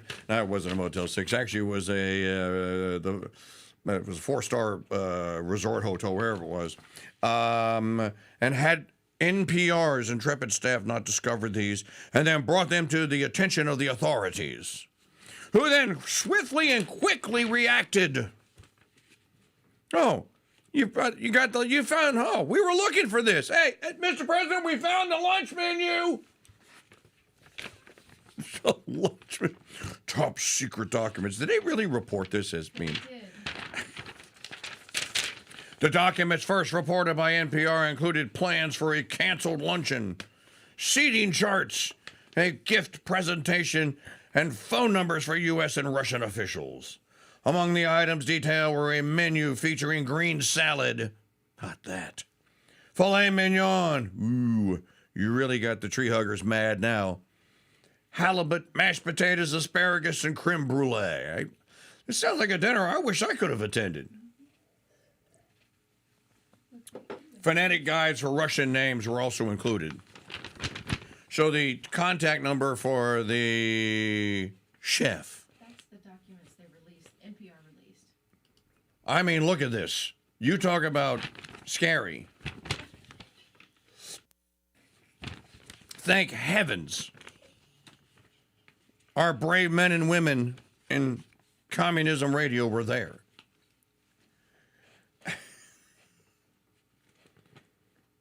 Yeah, there's the schedule of events there, and well, no, because that's just a sequence. There were other protocol, POTUS to President Putin, American bald eagle desk statue. All I can say is we are so lucky that we have these brave men and women. Do we have any Trump and Putin speaking? They said nothing?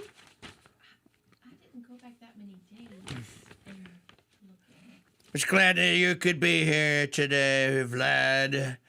President Putin. Okay, here, I have a series of questions about ending the Ukraine-Russia war. It's, by the way, again, just to be clear so everyone knows, the Russians were always going to win this war, even if they had to fight us. If we would be so stupid to violate just a common sense adage that even the Sicilian from The Princess Bride knows that one of the three greatest mistakes, the first of which is never get into a land war in Asia. Never get into a land war in Asia. Aha, you fool! If we would have violated and been stupid enough to do that, the Ukrainians are still going to lose. The Russians have nukes. The Russians have a lot more army than they have committed to this. The Russians have an air force. The Russians are not going to, again, just know a little bit of boilerplate history about the Russian Federation, and you would come to the realization that that access to the warm water port and the land bridge that leads to it what was at issue there, and that it was never Ukrainian territory before. It was always considered Russian, and that there was a treaty agreement, and the Russians weren't going to allow this to continue. And they weren't going to continue begging, basically, the Ukrainians for permission to go through the Donbass and the Donetsk region so that they could get to their port. And so they tried to do this with a treaty. They tried to do it peacefully. The United States, the West, and NATO would have nothing to would not allow it. And finally, Putin went, okay, screw it. I'm going to go take the land by force. We're going to kick you out. And by the way, the Ukrainians were shelling areas in that area since 2015. They have been mortar shelling people that refused to act like good Ukrainians because they're not Ukrainians. So this is always going to be the case. The fact that President Trump apparently either got bad advice or he didn't know this. And the fact that, okay, here we are. This is August now. So that means the entirety of the 10 days in January, the entirety of the month of February, March, April, May, June, July, and now into August. So you're coming up on 9 months now. On the 20th, it would be 8 months since Trump took over. Then this is your war. This isn't Biden's war. You know, just because Biden started it doesn't mean Trump couldn't end it, or especially the United States is rolling it. So I have a question. Let's just pretend like there is a treaty that is agreed to today, or that Zelensky goes, okay, all right, fine. You tell me I got to stand down. We're going to give that up. Fine. We'll do what you say, Mr. President, to have this come to an end. Just assume that happens. Where does all the weapons that we have shipped over there, and there are entire weapon system, it's not just the munitions now. You also have the armaments or the machines, if you will, that, let's just say it is a Patriot missile battery. And I don't know anything about this, so forgive me for sounding like, that's not how that works. Okay, whatever, dude. At some location, there is a thing that is called a Patriot missile launcher system, whatever the hell it's called. I know that we have given those to their, or loaned them to them, or whatever, however you wish to say it. What happens after the treaty, after the peace deal? Does that piece of hardware stay in Ukraine? And if it doesn't, where does it go? Do we ship it to Israel so that the Israelis can use it, or is it brought back to the United States as part of the Golden Dome program? Didn't the people of the United States pay for that? And I'm just with one particular armament there. I don't know what else. I would imagine that we probably gave them APCs, armored personnel carriers. I would imagine that there are all manner of howitzer guns and there's probably tanks and stuff. What happens to all that? That's quite an expense, by the way, to move that stuff over an ocean. I wonder what the expense is to move it back. You know, the great claim that Biden left billions of dollars of military hardware in Afghanistan when the stupid pullout occurred. Okay, fine. What about the tens of billions of dollars of hardware that must be in Ukraine that belong to the United States? Do we get it back? Or again, is this just, well, you know, we need to bring this war to an end so we can help the Israelis start a new one against the Iranians? What happened to the existential crisis that was the existence of Iran? You know, it wasn't, a month ago, 5-6 weeks ago, we're all talking about the bombing of the Iranians, and the Israelis are going to start a war against Iran. Well, what happened to that?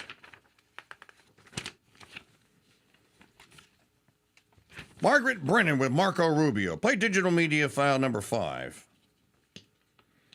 Rubio was making the rounds yesterday, and you know what? You're not going to have enough time. Nope.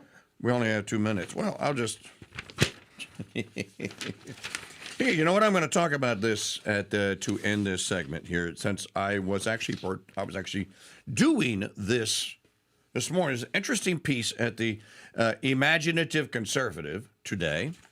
The title of it is Light Pollution as Antichrist.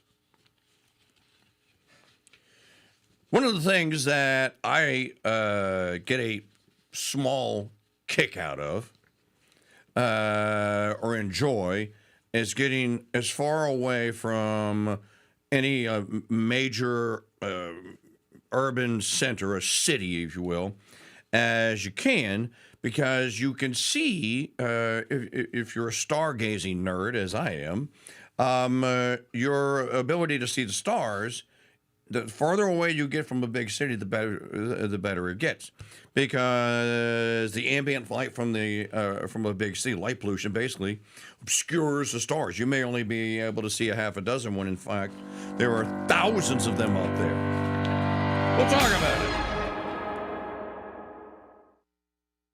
It's the WWE and the UFC for live talk radio Thursday Night Throwdown, hosted by you. Win a seat at the table, win the Throwdown, and then you pick next week's topic. Now that's real live talk radio exclusively on the Crusade Channel. Radio, the way it should be. Hey folks, did you know that the word watch, as in wristwatch, originates from the Old English word watcha, meaning watchfulness, and was initially used to describe keeping a lookout or being alert? Well, I know 2 guys who keep a lookout for the highest quality watch movements, bands, and then apply their own love for liberty and the Second Amendment to the design of the faces, and bammo, you have the 2A Liberty Watch Company. My friends George and Josh design watches that are sharp, functional, and inspire. I wear my 2A 4547 POTUS watch every day, and you'll love yours too. Shop their entire line today at 2awatchcompany.com. Use the code CHURCH for 10% off at 2awatchcompany.com. Have you ever dreamed of being like Brian Kay or Mitter Monday and being a free Farm Friday star, but you know you have no shot at it because you can't tell the difference between a U and a Y-O-U? Well, lucky for you, we have an entire bookstore filled with the books you need to become so passionate for farming, you'll soon be wearing a Brian Kay Calls Me for Advice t-shirt. So learn to grow by growing your library with books by shopping at shop.mikechurch.com.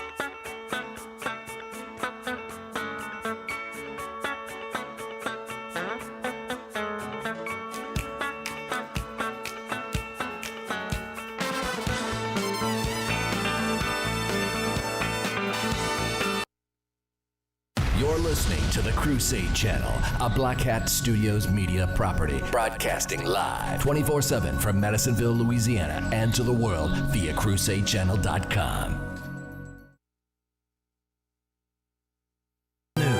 News you can trust. Because let's face it, the truth just sounds different, like a symphony of facts. And now, from the Crusade Channel News Desk, here's Magdalene Rose. Hello, Crusaders. Welcome to Monday, August 18th, 2025. I'm Magdalene Rose at the Crusade Channel News Desk. Today's newscast is brought to you by Cookin with the KingDude Seasoning Trilogy. They're available for one low price at shop.mikechurch.com. Here's what to listen to for this hour. President Donald Trump said Sunday that Ukrainian President Volodymyr Zelensky could end the war with Russia almost immediately if he wanted. Trump's comments came before his scheduled meeting with Zelensky and several European leaders in Washington, D.C. today. President Zelensky of Ukraine can end the war with Russia almost immediately if he wants to, or he can continue to fight, Trump said in a post on Truth Social. Remember how it started, no getting back Obama given Crimea 12 years ago, without a shot being fired, and no going into NATO by Ukraine. Some things never change. Papers with U.S. State Department markings found Friday morning in the business center of an Alaskan hotel revealed previously undisclosed and potentially sensitive details about the August 15th meeting between President Donald Trump and Russian President Vladimir Putin in Anchorage, Alaska. 8 pages that appear to have been produced by U.S. staff and left behind accidentally shared precise locations and meeting times ahead of the summit and phone numbers of U.S. government employees. At around 9 a.m. on Friday, 3 guests at Hotel Captain Cook, a 4-star hotel located 20 minutes from Joint Base Elmdorf in Richardson, Anchorage, where leaders from the U.S. and Russia convened, found the documents left behind in one of the hotel's public printers. NPR reviewed photos of the documents taken by one of the guests who NPR agreed not to identify because the guests said they feared retaliation. Ukrainian President Volodymyr Zelensky confirmed his arrival in Washington, D.C. on Sunday, ahead of a meeting with President Donald Trump to discuss an end to the war with Russia. I have already arrived in Washington. Tomorrow I am meeting with President Trump. Tomorrow we are also speaking with European leaders. I am grateful to POTUS for the invitation. We all share a strong desire to end this war quickly and reliably. And peace must be lasting, Zelensky wrote in part on X on Sunday. Zelensky will be bringing a group of European leaders to the Monday meeting, and Trump said on Truth Social it is a great honor to host them all. Zelensky said this meeting must be different from past discussions on how to achieve peace with Russia, which allowed Moscow to take over Crimea and part of Donbass in 2014.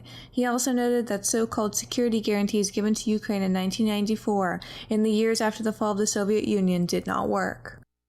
Our quote of the day, social justice cannot be attained by violence. Violence kills what it intends to create, St. John Paul II.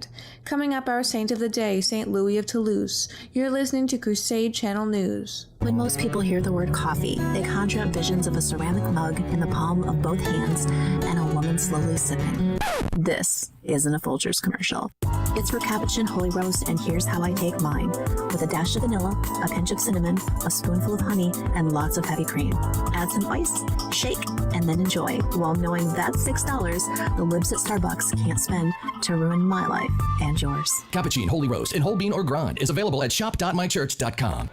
Hey, Lee, you know, we've known each other for a bit now. I just wonder, what do you really love to do?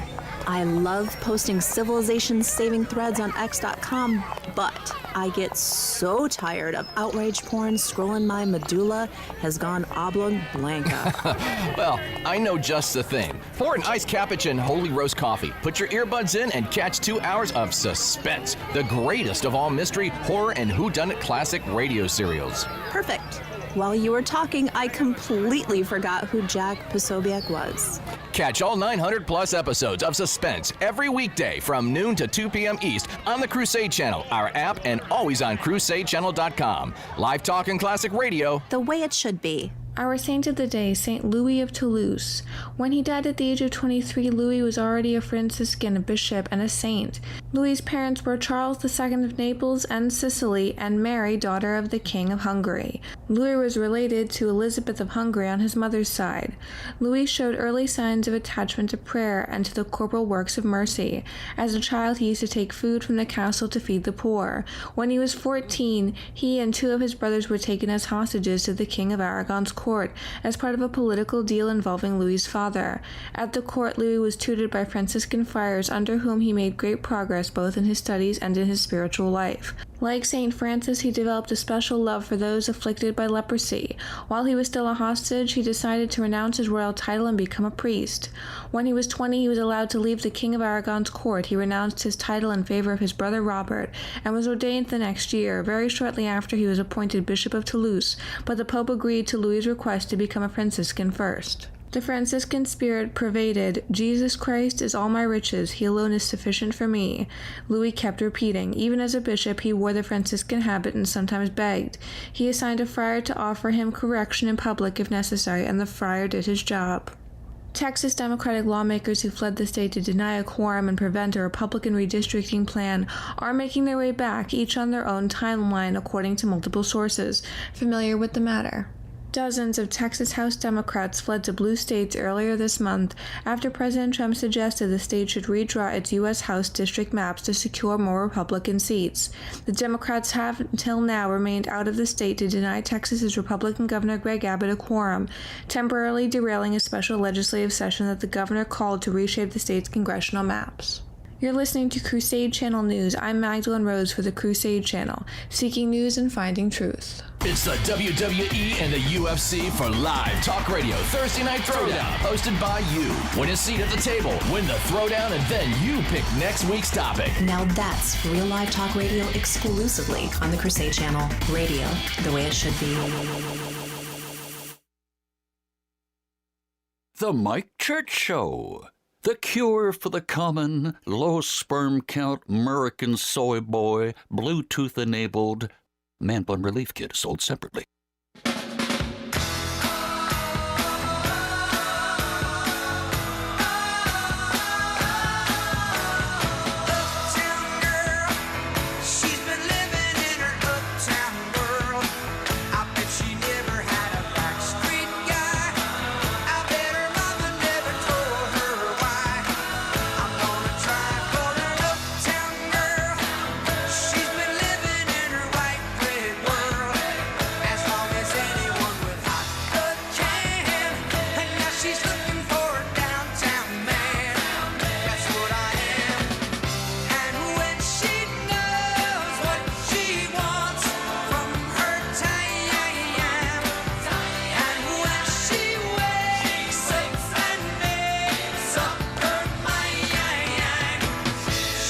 The fastest 3 hours, well, it's 3 hours and change, in all the broadcast media. The Mike Church Show is on the Crusade Channel 4.0.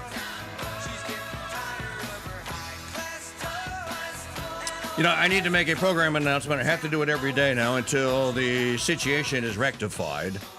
If you are using the Crusade Radio Network app, there is nothing wrong with your login. Your phone is not broken.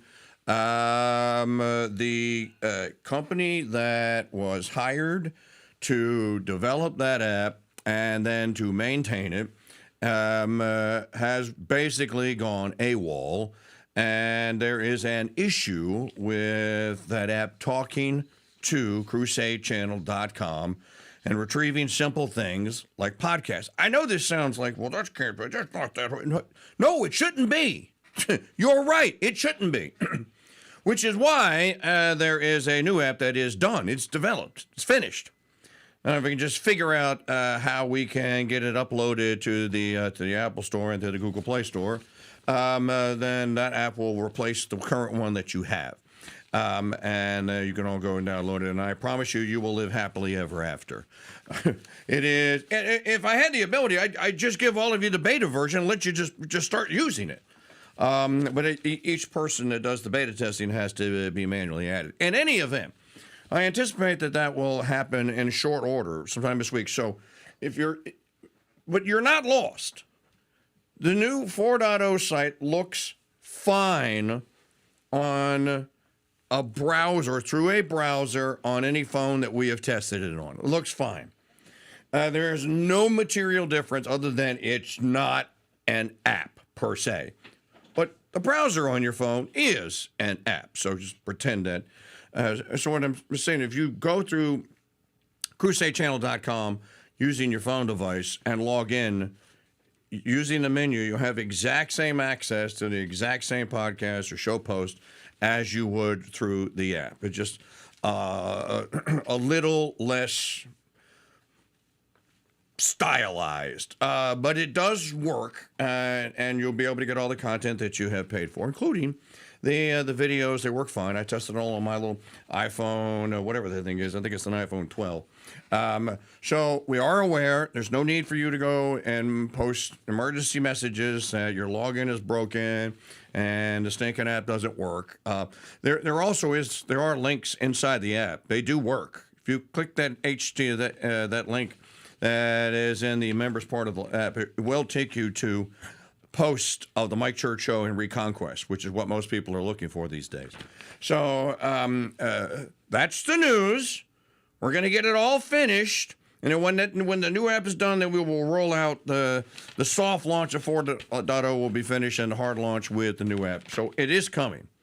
Apple works pretty fast. So as soon as that thing gets uploaded, it takes them like a day and a half, sometimes not even that long, to go through and to approve an app and show it in the store.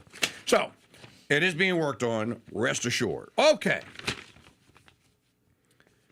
Oh, Thursday night Throwdown. Who won? We didn't do a poll. We were. I'm just going to proclaim that since he was there, and I think there was a throwdown moment or two in there. I'm just going to make so we don't have the same winner. We just make Scott Resnick the winner. So Resnick, now the pressure's on you. What are we going to talk about on Thursday Night Throwdown 3.0 this coming Thursday night? Any topic that's Maricana, you name it, we'll talk about it. As soon as you name it, then we can get the graphics ready for it, and we can move on. And do that. I think this is last week. How the hell did I get that? Where's my new cut sheet? There it is. Now you can play number 5. Marco Rubio with Margaret Brennan. This is Margaret. Frankly, Margaret, I don't really care, Brennan. It's J.D. Vance. You know what, Margaret? I don't really care. You know, there is concern from the Europeans that President Zelensky is going to be bullied into signing something away. That's why you have these European leaders coming as backup tomorrow. Can you? No, it isn't. That's not why they're coming as back. That's not true. That's not true. No, but that's not why. That's not true. They're not coming here tomorrow to keep Zelensky from being bullied.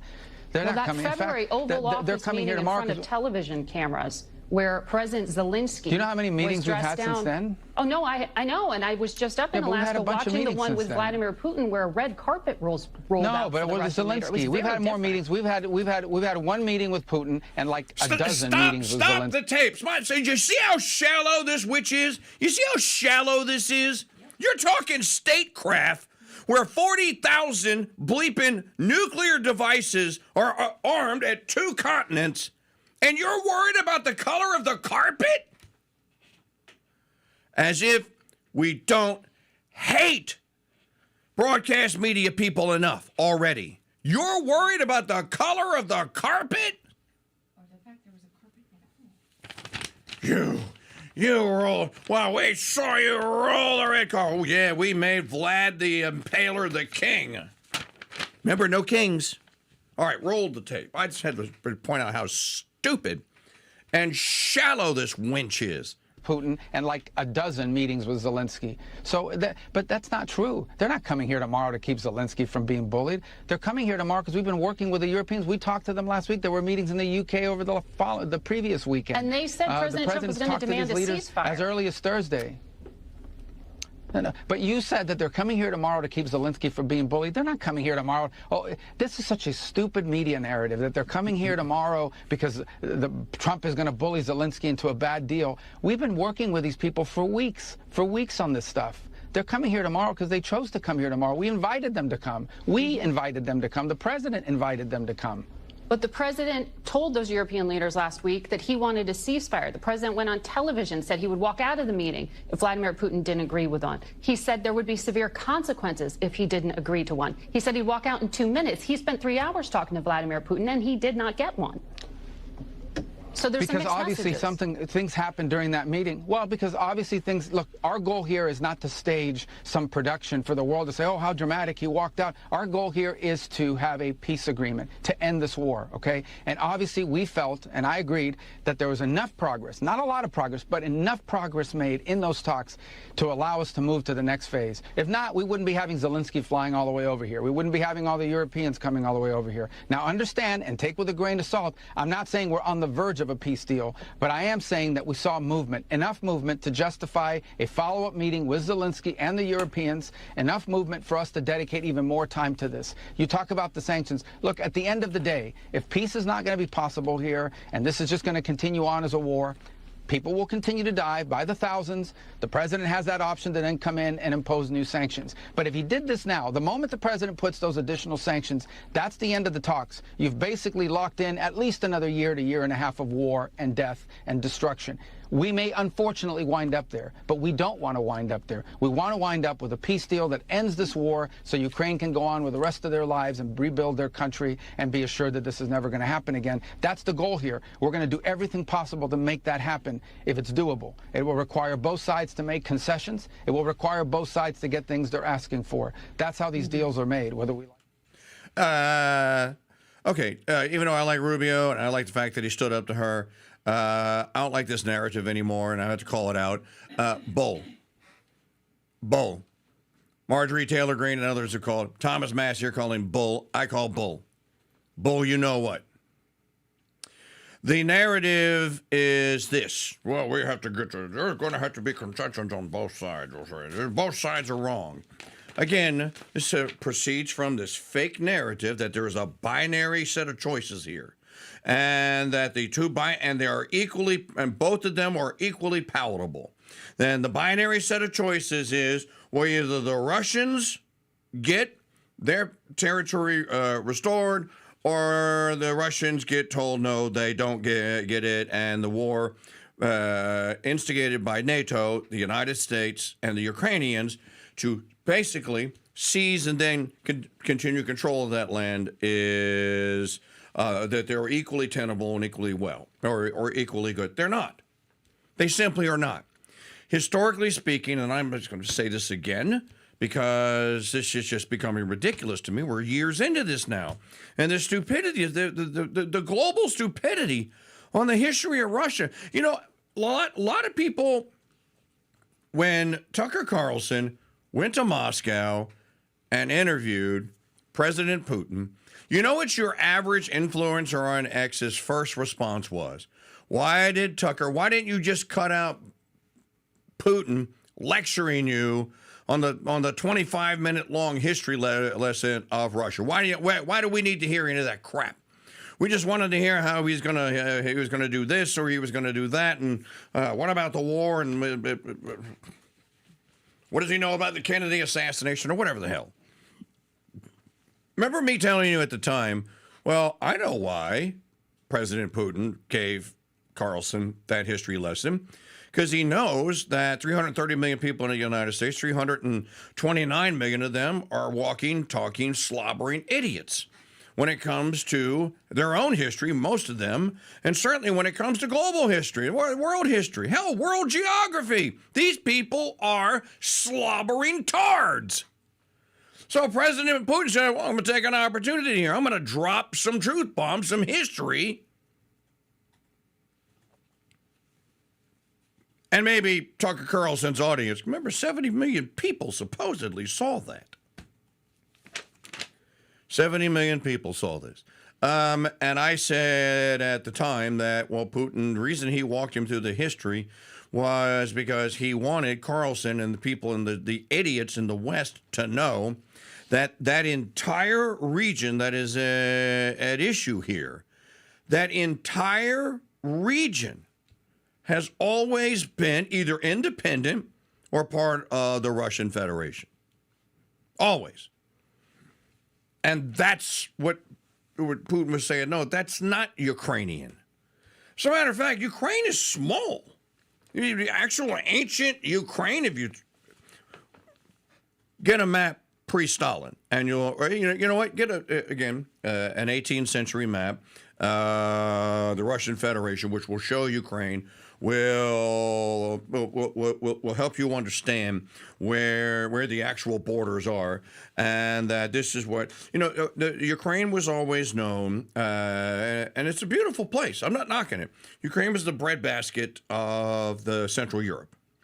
It's situated in a spot where the climate and the soil conditions are just right for growing enormous amounts of grains, food.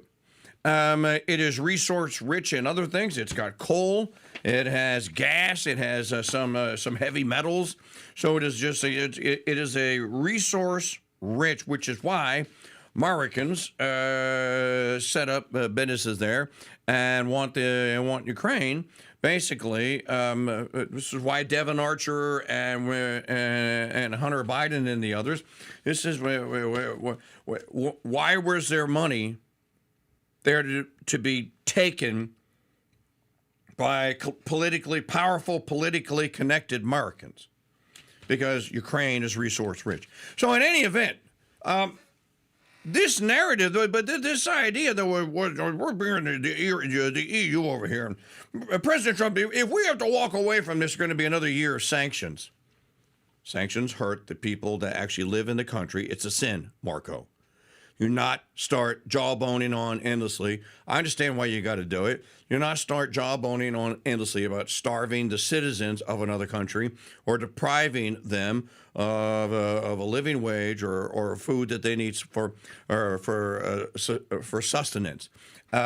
Sanctions aren't going to affect Putin. They're not going to affect anyone in the Russian Imperial Parliament. They're going to affect no one in the government. Those people are elites. They're going to get their food. They're going to live whatever luxurious lifestyle they're currently living. They're going to live them through the sanctions. The people, it might impact them, but that's just ridiculous that you're going to starve some of the people there and then let the war go over. The United States has every card to play here. If Trump walks into that room and says, "That's it, let me tell you, European scum, something, okay? This is how this is going to sort of play out today. You're going to say yes. Zelensky, you're going to say yes. Don't even look at me like that. Just don't. You're going to say yes. We're going to end this. You're going to give the Donbass back, and it's over. Okay? You lose. You're just going to lose it. That's fine. Okay? And if you don't walk out of this room and say what I'm about to tell you to go out there and say, then we're going to withdraw all material support. That's the true binary situation. The war continues because warmongering jerks in the U.S. government and in the governments of the EU who are profiting off of all this death don't want the gravy train to come to an end. And apparently, President Trump doesn't want to tell them no. And I don't know why. I'm with the people like Massey and Marjorie Taylor Greene and others that are going like, dude, what are you doing? That's not just tell them no. Are there pictures? Is this where the dirty laundry of Epstein's blackmail and pictures of men in compromising position with goats and sheep and children or what have you? I don't know. But for whatever reason, this needs to come to an end. And it's all in the hands of one man. This is Trump's war. Either it ends today or it doesn't. And if it doesn't, it's on him. It's not on Zelensky. Zelensky is a child. He's a petulant child. Those leaders in Europe couldn't lead their way out of the proverbial wet paper brown bag. They're installed puppets. So either you stand up to the military-industrial complex, Mr. President, and tell them, no, this is going to end, or you don't. And if you don't, that means me and Maggie and everyone listening here in the United States gets to continue to pay to subsidize the killing in Ukraine and of Russia's. That's not making America great again. We don't have, for Rubio, he has to know this, but again, he's discharging so you know what Trump's position is. You just heard it. The Secretary of State's not in the Constitution. I mean, it's in an amendment now. Because of the chain of command, the 23rd or 24th Amendment there. But he is discharging any power that belongs to the POTUS. So you just heard POTUS's position. So what Rubio said is, people are just as Mark. No. What Rubio said is what Trump told him to say. Does everyone understand this? This is a position and a power that belongs to Donald John Trump. So whatever Rubio just said, that's what Trump told him to say. That's what Trump told him he had the authority to say. So for him to say, no, we didn't invite the Europeans here to be, they're not coming here, as if, they're crashing the party to make sure that Zelensky doesn't get bullied into a deal. There's going to be, look, they already know what it is. The idea here, there's something left to negotiate. There's nothing left to negotiate here. I will guarantee you, when Trump closed that door with Putin, and it was just him and Putin, or maybe it was, did it say, Maggie? Were you able to find any audio from Friday? Did it say that was Witkoff and Rubio? I know that they were there. I don't know if they actually went into the room, or if it was just a one-on-one with Trump and Putin. But I will wager, however it shook out, President Putin went in there and told Trump what I just told you. I'm going to tell him, look, there's not going to be a deal. We're taking the Donbass. Crimea stays. The Donbass stays. And if we have to fight you and all of NATO for that to happen, well, then that's what's going to happen. But if you want it to come to an end, we're willing to stop there. We're willing to stop and end the whole thing, but the Donbass stays Russian, and so does Crimea. And, both sides have to give something up. What is it? I mean, the Russians do have territory beyond the Donbass that they are currently occupying. I suppose you could say, well, we'll withdraw the troops from, if you look at it on a map, from the blue zones. But that's it. There's nothing else to say. For the first time ever, I'm going to agree with Russophile. Putin threw Trump a lifeline. He did. He did.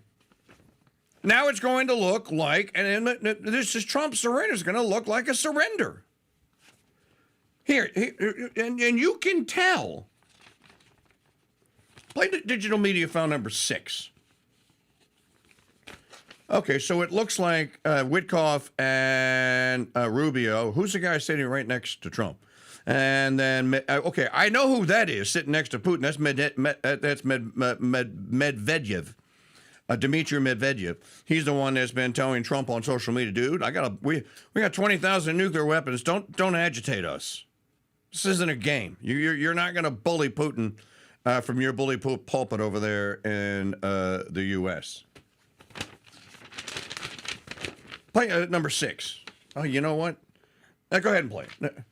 If Vladimir Putin is going to be offered land that he has not seized yet, but negotiates his way into, doesn't this set a dangerous precedent that the United States now accepts this concept that it is okay to seize land by force? Well, Putin's already seized land by force, and that in and of itself is not a positive precedent. This whole war Are you demanding a withdrawal? Precedent. Well, again, in order to have a deal here to reach the end of this conflict, both sides are going to have to make concessions. That's just a fact. Does that mean in any negotiation, where Russian forces are? But this is not about acceptance. This is about what Ukraine can accept and what Russia can accept. They both have to accept it. Otherwise, there won't be a peace deal. Okay? If there aren't concessions, if one side gets everything they want, that's called surrender. That's called the end of the war through surrender. And that's not what we're close to doing, because neither side here is on the verge of surrender or anything close to it. So in order for there to be a peace deal, this is just a fact. We may not like it. It may not be pleasant. It may be distasteful. But in order for there to be an end of the war, there are things Russia wants that it cannot get, and there are things Ukraine wants that it's not going to get. Both sides are going to have to give up something in order to get to the table, in order to make this happen. That's just the way it is. And I mean, the sooner we accept that, that's the reality. Now, what those things are is going to be up to both sides. There's no conditions that can be imposed on Ukraine. They're going to have to accept things, but they're going to have to get things too. And so, for example, Ukraine is a sovereign country. They have a right, like every sovereign country does in the world, to enter into security alliances with other countries to prevent an invasion in the future, to prevent threats to their national security. That's not an unreasonable request. That's something...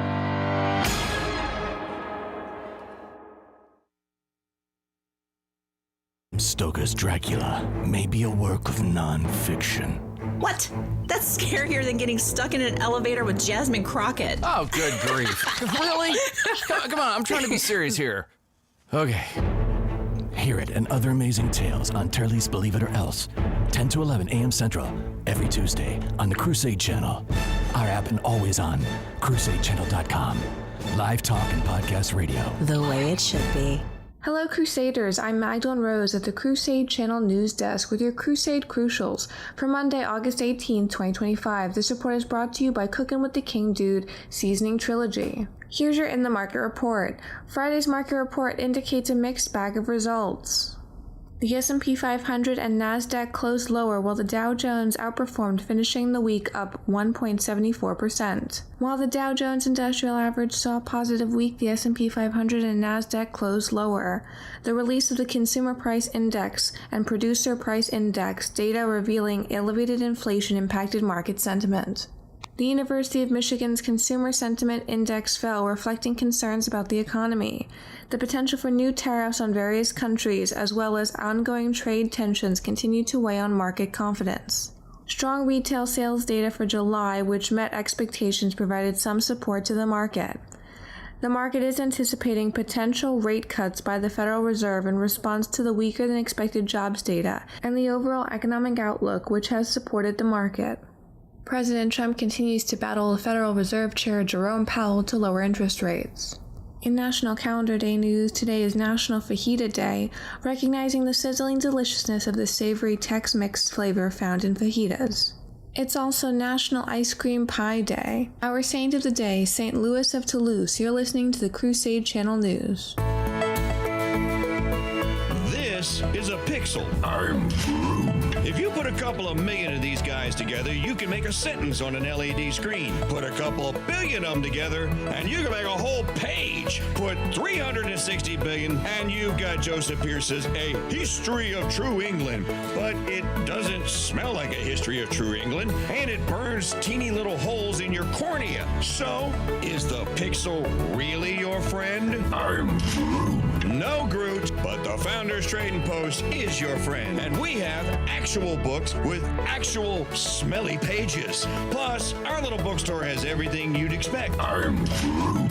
Yep, we got Sacred Heart flags, Groot, but no to the One Tree Hill sappy guitar music. Pick up a copy of Joseph Pierce's True History of England, plus a dozen other Joseph Pierce titles at shop.mychurch.com.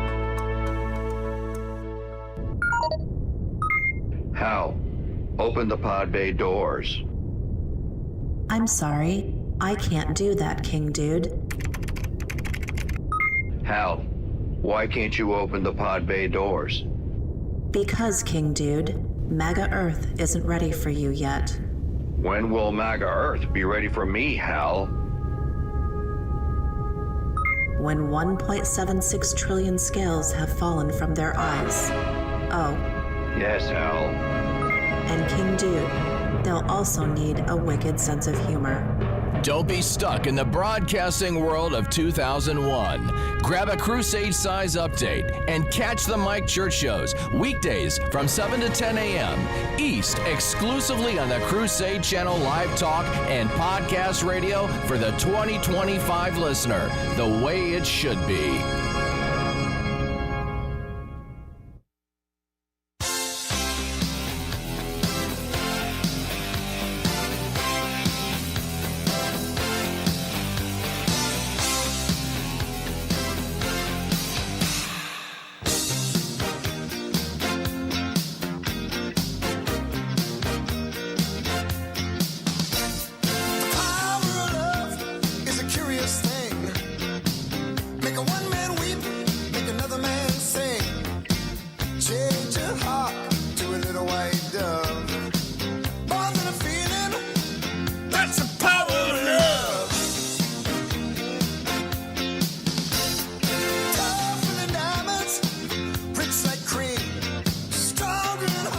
Running long-form continual radio program on air anywhere in the world. 34 years young, Mike Church Show here on the Crusade Channel.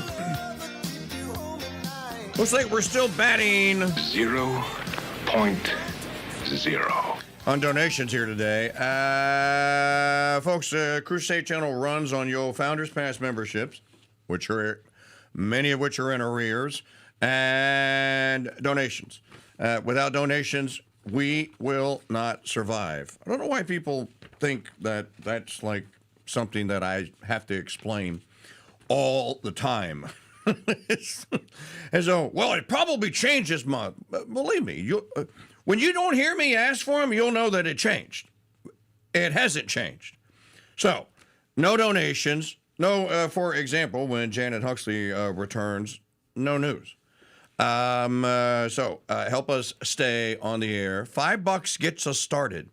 The minimum is a $5 contribution to our non-profit Crusade Radio Guild at crusadechannel.com/donate. That's crusadechannel.com/donate. And if you think Margaret Brennan is bad, oh, God. You haven't heard anything yet. You know, let me just pass a observation on. That's what we do here on this show. We observe things. Let's pass an observation on. America's Morning Show Live, talk radio the way it should be.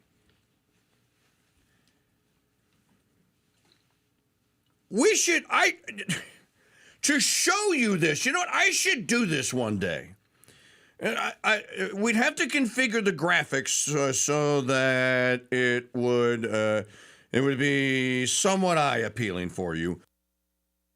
I should show you what is presented for hours on end on what is supposedly the right wing, Make America Great Again, conservative clarion that is Fox News.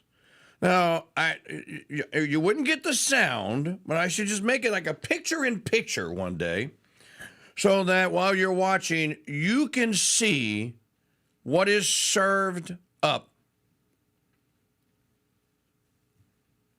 on the course of any given morning. And it doesn't even matter what day it is. Here's what the conclusion most of you would draw. And if you don't draw this conclusion, then maybe you need to watch it for a couple of days, and then you will draw the conclusion.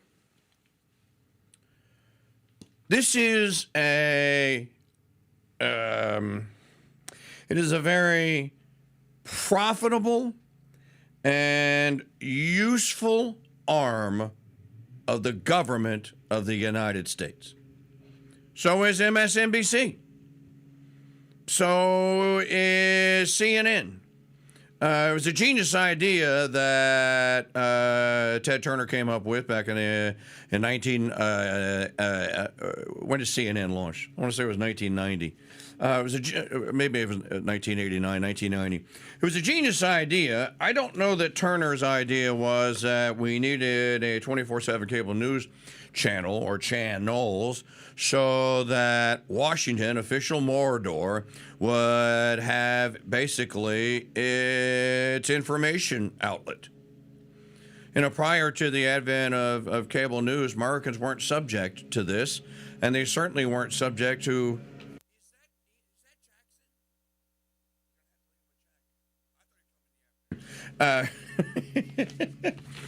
you might be able to hear the lawnmower outside. Okay. I don't know that Turner's idea was to make a propaganda wing or that he realized that's what he was doing. But that's what it is. At the end of the day, this is taking what official Washington, D.C. cranks out, which is crap. It is literally garbage, most of it, and turning it into a digestible product that people internalize, they take in, and they think that that is the reality of the world. The irony, to me, the great irony of it is, or the great disconnect here, and I don't know why this isn't made by more people. The great disconnect here is that your life is completely and totally unattached, unless they come after you or unless they tax you in some way. It's completely and totally unattached to what these people do, yet these things seem like as if they are existential crises. You move from one existential crisis to the next. Oh my God, what are they doing today? Oh, no. They're talking about this. They're coming to get us. The Khazarians are coming to get us. It's Bill Paxton every day. That's it, man. Game over, man. It's game over. What are we gonna do now? What are we gonna do? Is it?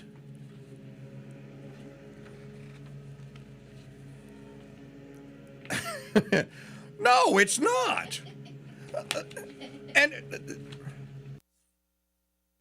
Fox, for example, it does such a phenomenal job of just... Do you think that all women dress in monochrome colored sleeveless dresses? Answer the question.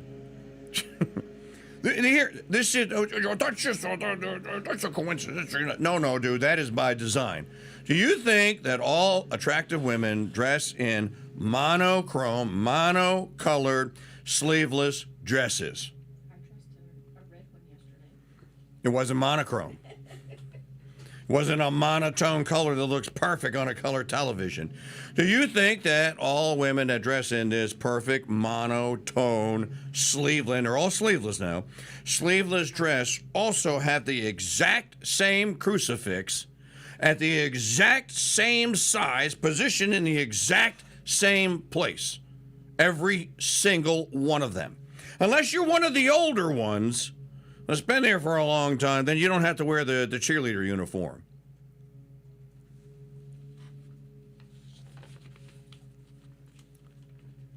Like someone like Dana Perino doesn't have to wear the uniform.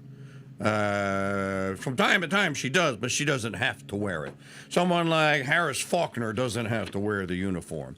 This is part of a program. And the program is that these people are reliable, they're beautiful, they're kind, they care about all the same things that you do. There was a thread that was on X.com yesterday where people were positively, conservative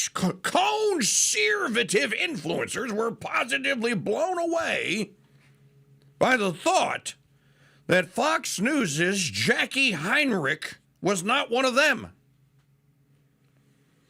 No, she's one of us. She's conservative. And they find out then that Heinrich's husband is some democrat. I forget who he is, but basically, he's a neocon, a war hawk. And they were surprised that why is she opposing this peace meeting with Trump? And I'm telling you, all of this is cooked up as a narrative. The marching orders are given every day. I guarantee you they have production meetings every single morning. And the entirety of what it is that they are to sell for the day is barked out, it is printed out, and you are then to just follow the script. If you think that this is actually, that there is some spontaneity to anything that those people do, you're wrong. There's no spontaneity to it. The whole damn thing is programmed.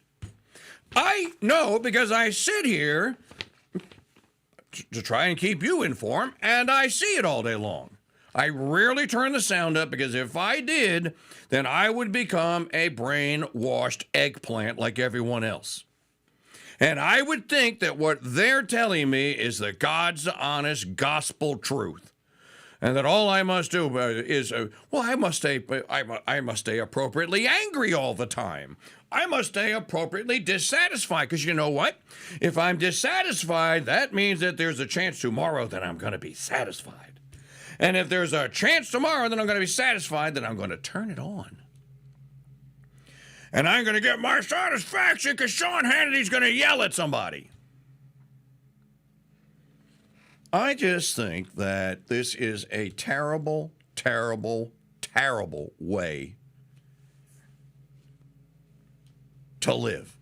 It's just this is living as if that is some kind of guide is just wrong. And it's not that there aren't talented people there, because there are. Gutfeld is hilarious. Jesse Waters is pretty. They're talented. Dude, maybe they let Gutfeld outside the box a little bit, because he does the comedic stuff. By the way, I know one of the guys. I know him well. I know one of the guys that writes for Greg Gutfeld. I know him. Some of you know him too. I've interviewed him dozens and dozens of times. As a matter of fact, last time I saw him, Evan said, you know who wrote those jokes? You know who wrote Trump's jokes? I did. Said, you know who writes some of Gutfeld's jokes? I do. So I know one of the guys that writes, and he's another one that has internalized this inner programming and then repeats it. What you see on MSNBC is the exact same thing. It's just a different take. This is the reality. Now, your job is to be completely consumed by it and get angry. Or abooting it, one of the two. So, question that one might want to ask is, well, who's paying for all this? Well, it's a question for another day, and I'm not going to get to the bottom of it. But that is the reason why you see good people like Catherine Harridge and Cheryl Atkinson are no longer part of major news networks. And that instead, what do you get? Instead of that, what do you get? You get whatever clown it is that they serve up on 60 Minutes these days. And then you get Kristen Welker, or someone like Kristen Welker. And as you hear, play for Magdalene, play...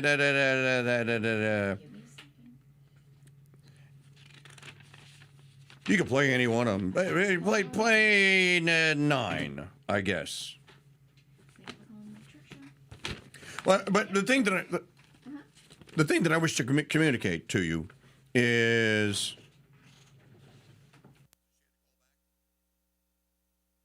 the thing that I'm trying to communicate to you is just be very wary of this, and for God's sake, whatever you do, don't leave it on in the background. If you leave it on as background news, then you will start to think as you are being programmed to think. By the way, today is the 80th anniversary of the release of Animal Farm.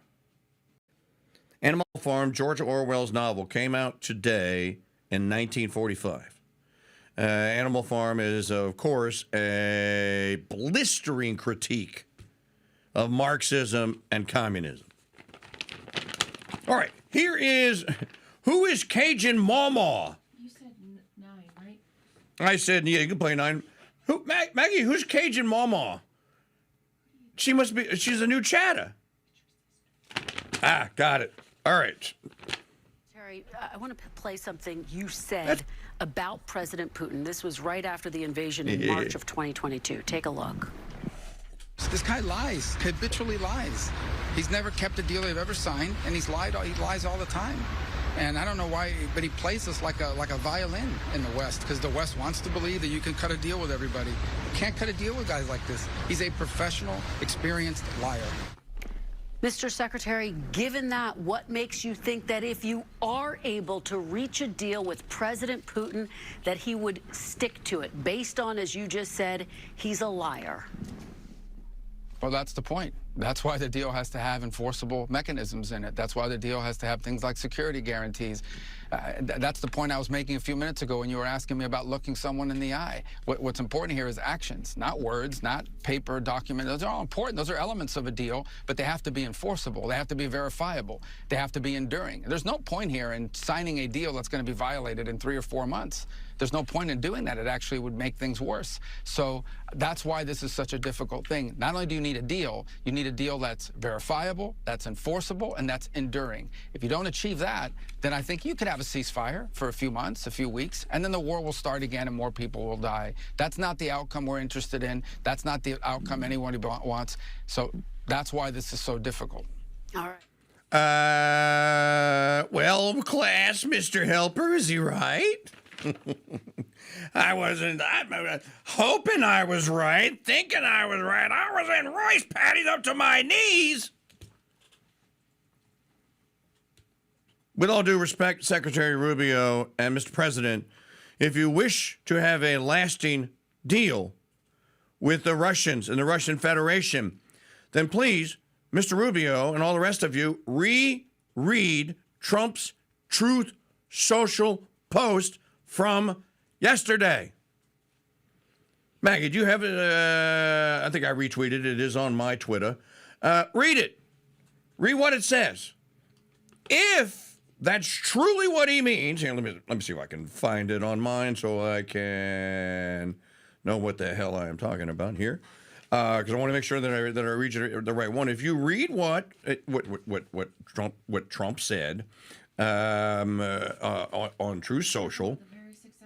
Yes, that one. If you could pop that up so that people can follow along. Or okay. A great and very successful day in Alaska. The meeting with President Vladimir Putin of Russia went very well, as did a late-night phone call with President Zelensky of Ukraine and various European leaders, including the highly respected Secretary General of NATO. Okay, so what's he doing? He's saying that, look, I got all of the major players together.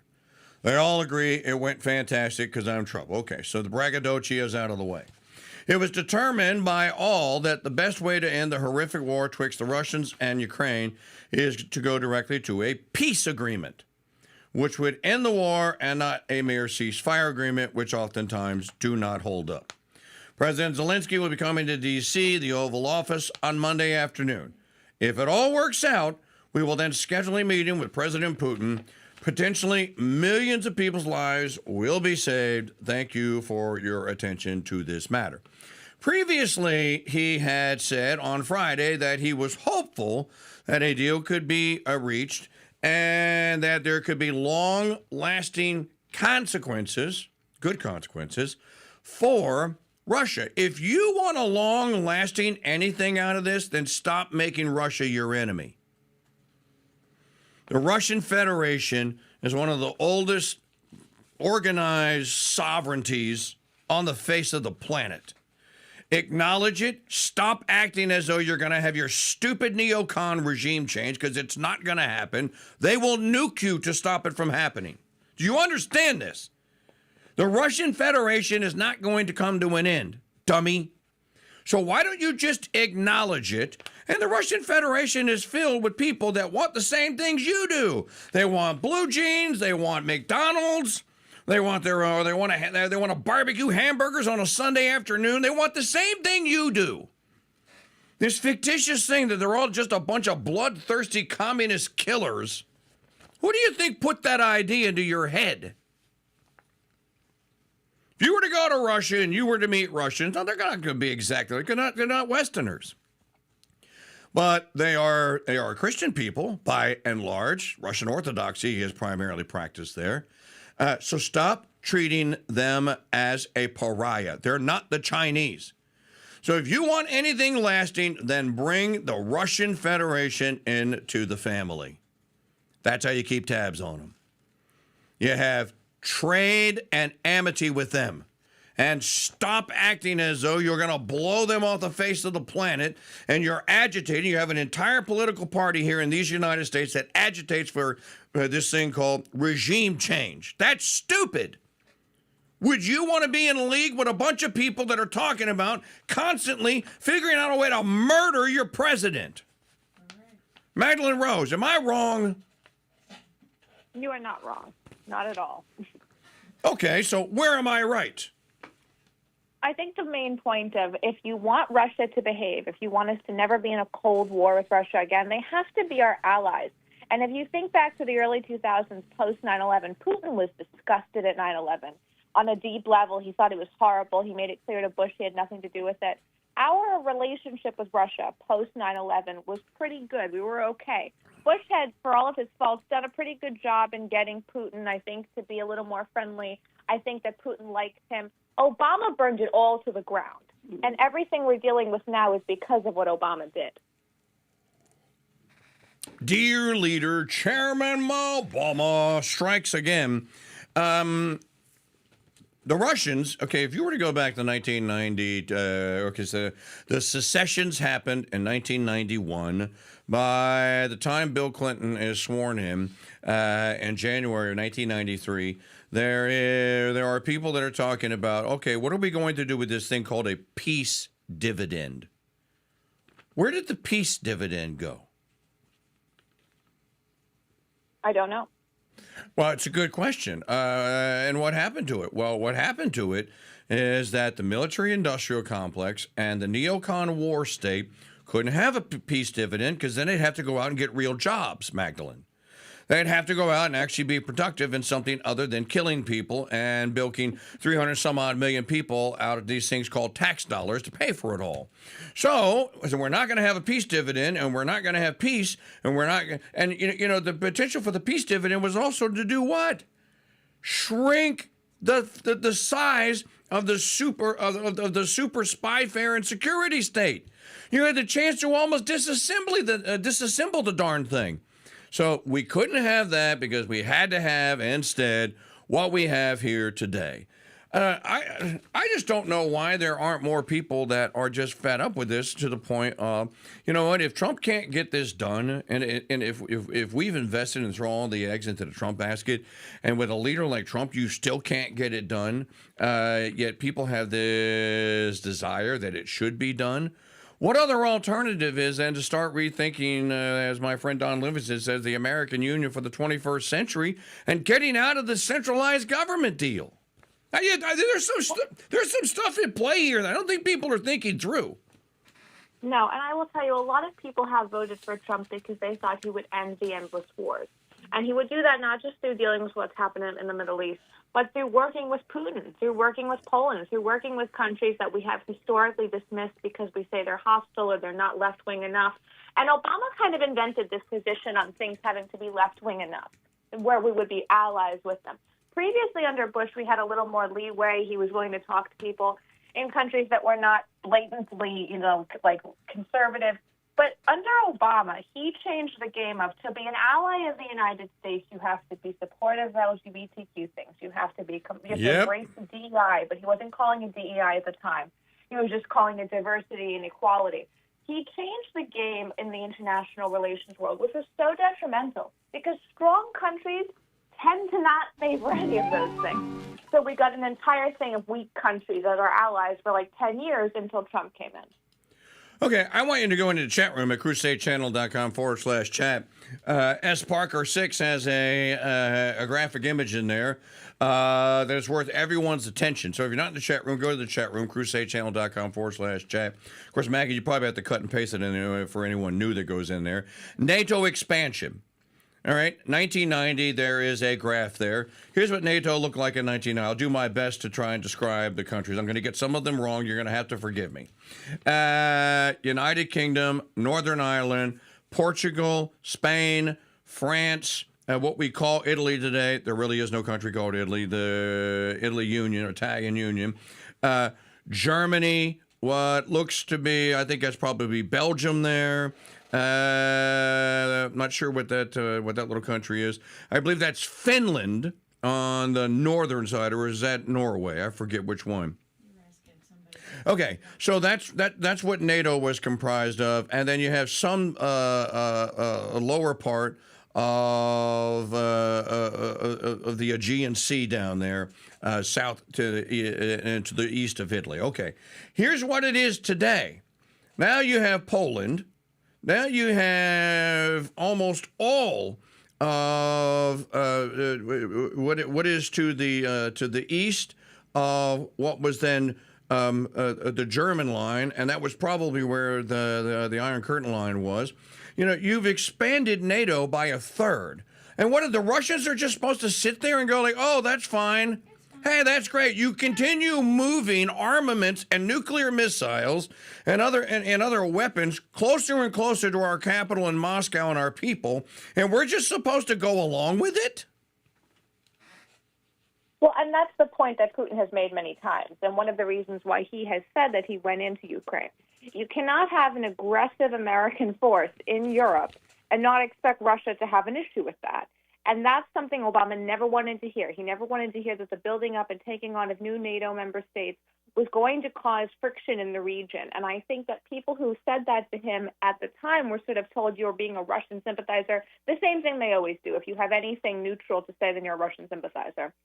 Okay. And Trump, I think, is at a point now where he doesn't care what happens as much with NATO. He's never been super pro-NATO, but he doesn't want to be dragged into a conflict. I would imagine the main thing they probably discussed in that meeting was Trump saying, don't drag me into a NATO conflict. And if you don't do that, we're probably going to be okay. If he was smart, that's what he told him. Don't drag me into to a NATO conflict. Okay, so the countries that I was having trouble with, there is Romania, there is Bulgaria, there is Latvia, there is, of course, Poland was added, and then you added Greece, and then you added, what is that there? Slovakia, Hungary, Czechoslovakia. I think that's pretty much where it stands now. Now, if you look at that map that Maggie threw into the chat room, that looks like that's a 2009 or so map of NATO. You can clearly see where Russia is, and you can clearly see where their access to the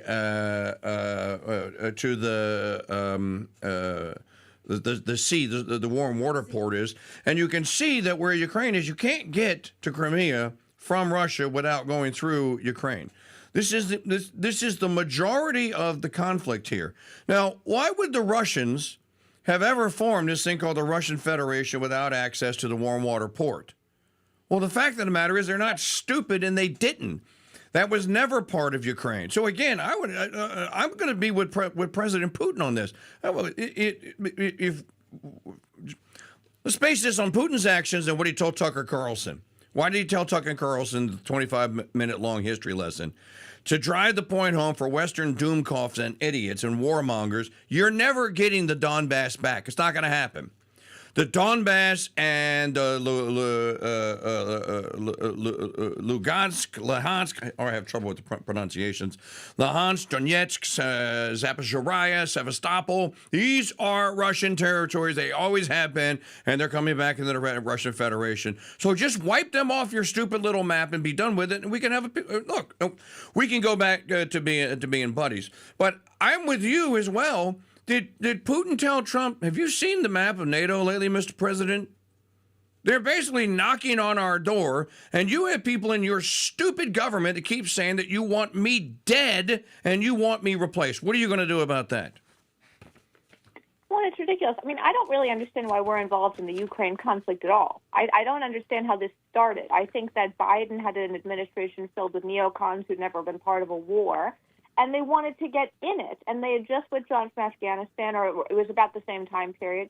So they felt we ended one, we can go into another. We should not have been involved in this. Why we're arming Ukraine against Russia. I think Putin's being generous to us, seeing as we're arming the country he's at war with.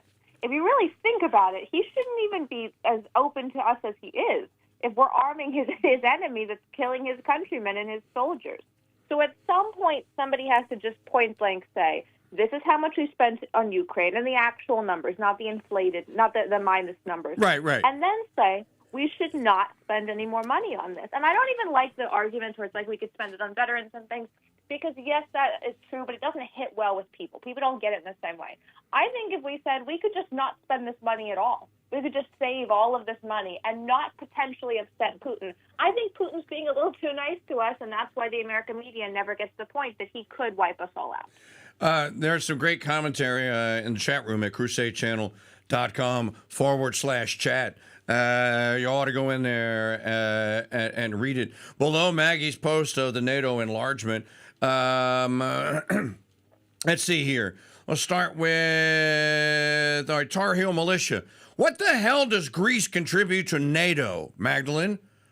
They're not even in the North Atlantic. I've actually looked this up because I wondered, actually, what Greece contributes to NATO. The word is that they contribute intelligence. But my question is, from where? Where are they contributing intelligence from? They say they have a massive intelligence operation. So a country that requires bailouts every 5 years, has no infrastructure, and is besieged by migrants, is supposed to be covertly running the best, intelligence operation in the area. You know what the Greeks need? Spartans. No. They need Spartans to go to war with the Muslims. That's what they need. I agree with Tar Heel militia. Now, what the, and can we dispense with the North Atlantic portion of this now? Greece is in the Eastern Mediterranean. It doesn't have anything to do with the Atlantic. Okay. So from there, Kaiser. I think the real turning point was when NATO started bombing the Serbians. Keep in mind that Serbs are longtime allies of the Russians, and the Russian protection of them is what contributed to the start of World War I. Well, remember as well, Kaiser, it was Bill Clinton that started lobbing missiles into Serbia, and then exacerbated a war between, they called him the neocons, called him the Butcher of the Balkans, Slobodan Milosevic. And so you had Bosnia-Herzegovina, and it was Croatia, Bosnia-Herzegovina, and I'm trying to think of the name of the other country there.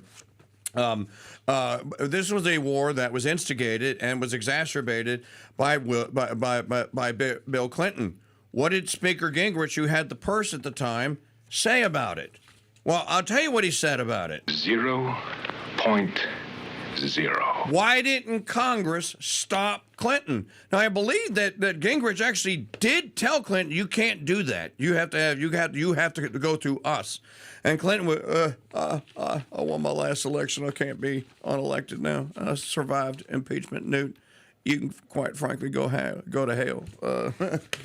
I got friends over there that need me to do this, and old Iron Pants Hillary needs it for her Senate race that's coming up too. So this another escalation here that did not have to happen, and that the United States helped to fund. And then you go a little further down after Kaiser's comment. Then you get, if you have to question why something exists, then the easy and correct answer is money laundering. Yes, when you, Magdalene, when you said why is Ukraine, why are we so obsessed over Ukraine? Same reason Mayor Cantrell and all the other indicted mayors in the United States need Ghana. Money laundering. There is a fleece operation that's going on here. The political class enriches itself. It's as simple as that. So, it is, and I think one of the problems for Republicans right now is that this Epstein mess has burned a lot of goodwill that people have with the Republican Party, especially independents, people who I really credit, like the Elon Musk, Joe Rogans, for bringing over. So because the Epstein fallout, I think a lot of arguments that could be made by Republicans about, like what you're saying, the money laundering, also the fact that surrogacy prior to the Ukraine war was Ukraine's main export, because they could have white surrogate mothers and white egg donors for much lower cost than in other areas of the world. We can't talk about that as much because we bungled the Epstein issue. And that's a real loss. I think Zelensky in particular a true deep dive on his origins and how he was running the country prior to the invasion would do a lot of good. I just don't think there's a news agency willing to do it at this point. Okay, well, fortunately for us, it already has been done. It's done by Olivier Bruyère, the French journalist. It's called UkraineGate.info. There are 4 episodes. The last one is Cookin Strikes Back. And this is the prosecutor that Biden got fired. And son of a biscuit, they fired the guy. That guy. There was an investigation, and I've told people for 5 years since I did the narration for the English version of it. If you want to know what's really going on in Ukraine, watch UkraineGate. You know, there are Russian oligarchs and there are Ukrainian oligarchs. There are American oligarchs. And when we say oligarch, what does that really mean? That just means really basically someone that has figured out how to purchase power through the official government channel of their country so that it is beneficial to them. That's it, at the expense of their competition. That's what an oligarch is. They are fat. They're crooked fat cats that don't want to have to play by the rules and win things through old-fashioned means like competition and making a better product, or whatever the case may be. And so they turn to government to get an advantage. It's as simple as that.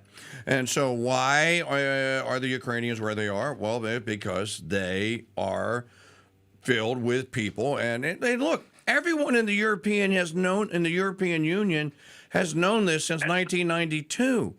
The most crooked people in all of the EU and all of Europe are the Ukrainians. And so what did Europeans do? They took advantage of them. We're like, okay, we can't lie and steal and money launder in our country, but we can do it through the Ukrainians. Here's how. That's why it's there. That's why it's there, and I think part of the problem for us at this point is that we let the Ukraine endless spending go on for so long that if we cop to the amount of money, even under Trump, that's been sent, it's going to be humiliating. And I think that the divide within the administration between people like Marco Rubio, who just does not care about Zelensky and would let the whole thing go, and if there's somebody who's more interventionist with Russia than Marco Rubio, like, show them to me, because he has been a hawk on Russia. So if Marco Rubio does not necessarily think it's worth pursuing an effort with Zelensky to end this war, that has to tell you something. And then the Hegseth category, which is much, much more isolationist. He never would have given $1 to Ukraine. He said he would have just given advice and tactical assistance, but he would not have funded Ukraine's opposition. Within the administration, this divide is getting bigger and bigger. And Stephen Miller and Hegseth and all those people, they're the ones who don't want to be invested in this conflict come midterm. I don't know if at this point Trump can divest monetarily from the Ukraine conflict for the United States without there being like a congressional inquiry and attempts to impeach him and the mess that goes along with that. All he can do is, I think, signal to the American people through media that Zelensky never wants this war to end and that Zelensky has grown accustomed to being like the world's superhero. Americans don't like that. If he can share that enough, I think it'll help him. Okay, so let me just share the point of view of Mike Church Show here on the Crusade channel. You're enjoying the extended version of the Mike Church Show. I still haven't seen a single solitary contribution in the Crusader Stadium chat room today. This kind of apathy, folks, is how places like this go out of business, because you don't think I'm talking to you when I say $5 gets us started. So, crusadechannel.com/donate, or click the donate button top and bottom of the chat room. Let me just give you a point of view from your average MAGA semi-retired voter. So someone that Maggie O'Connell knows and loves told me on Saturday pretty much what I have heard from everyone in the chat room.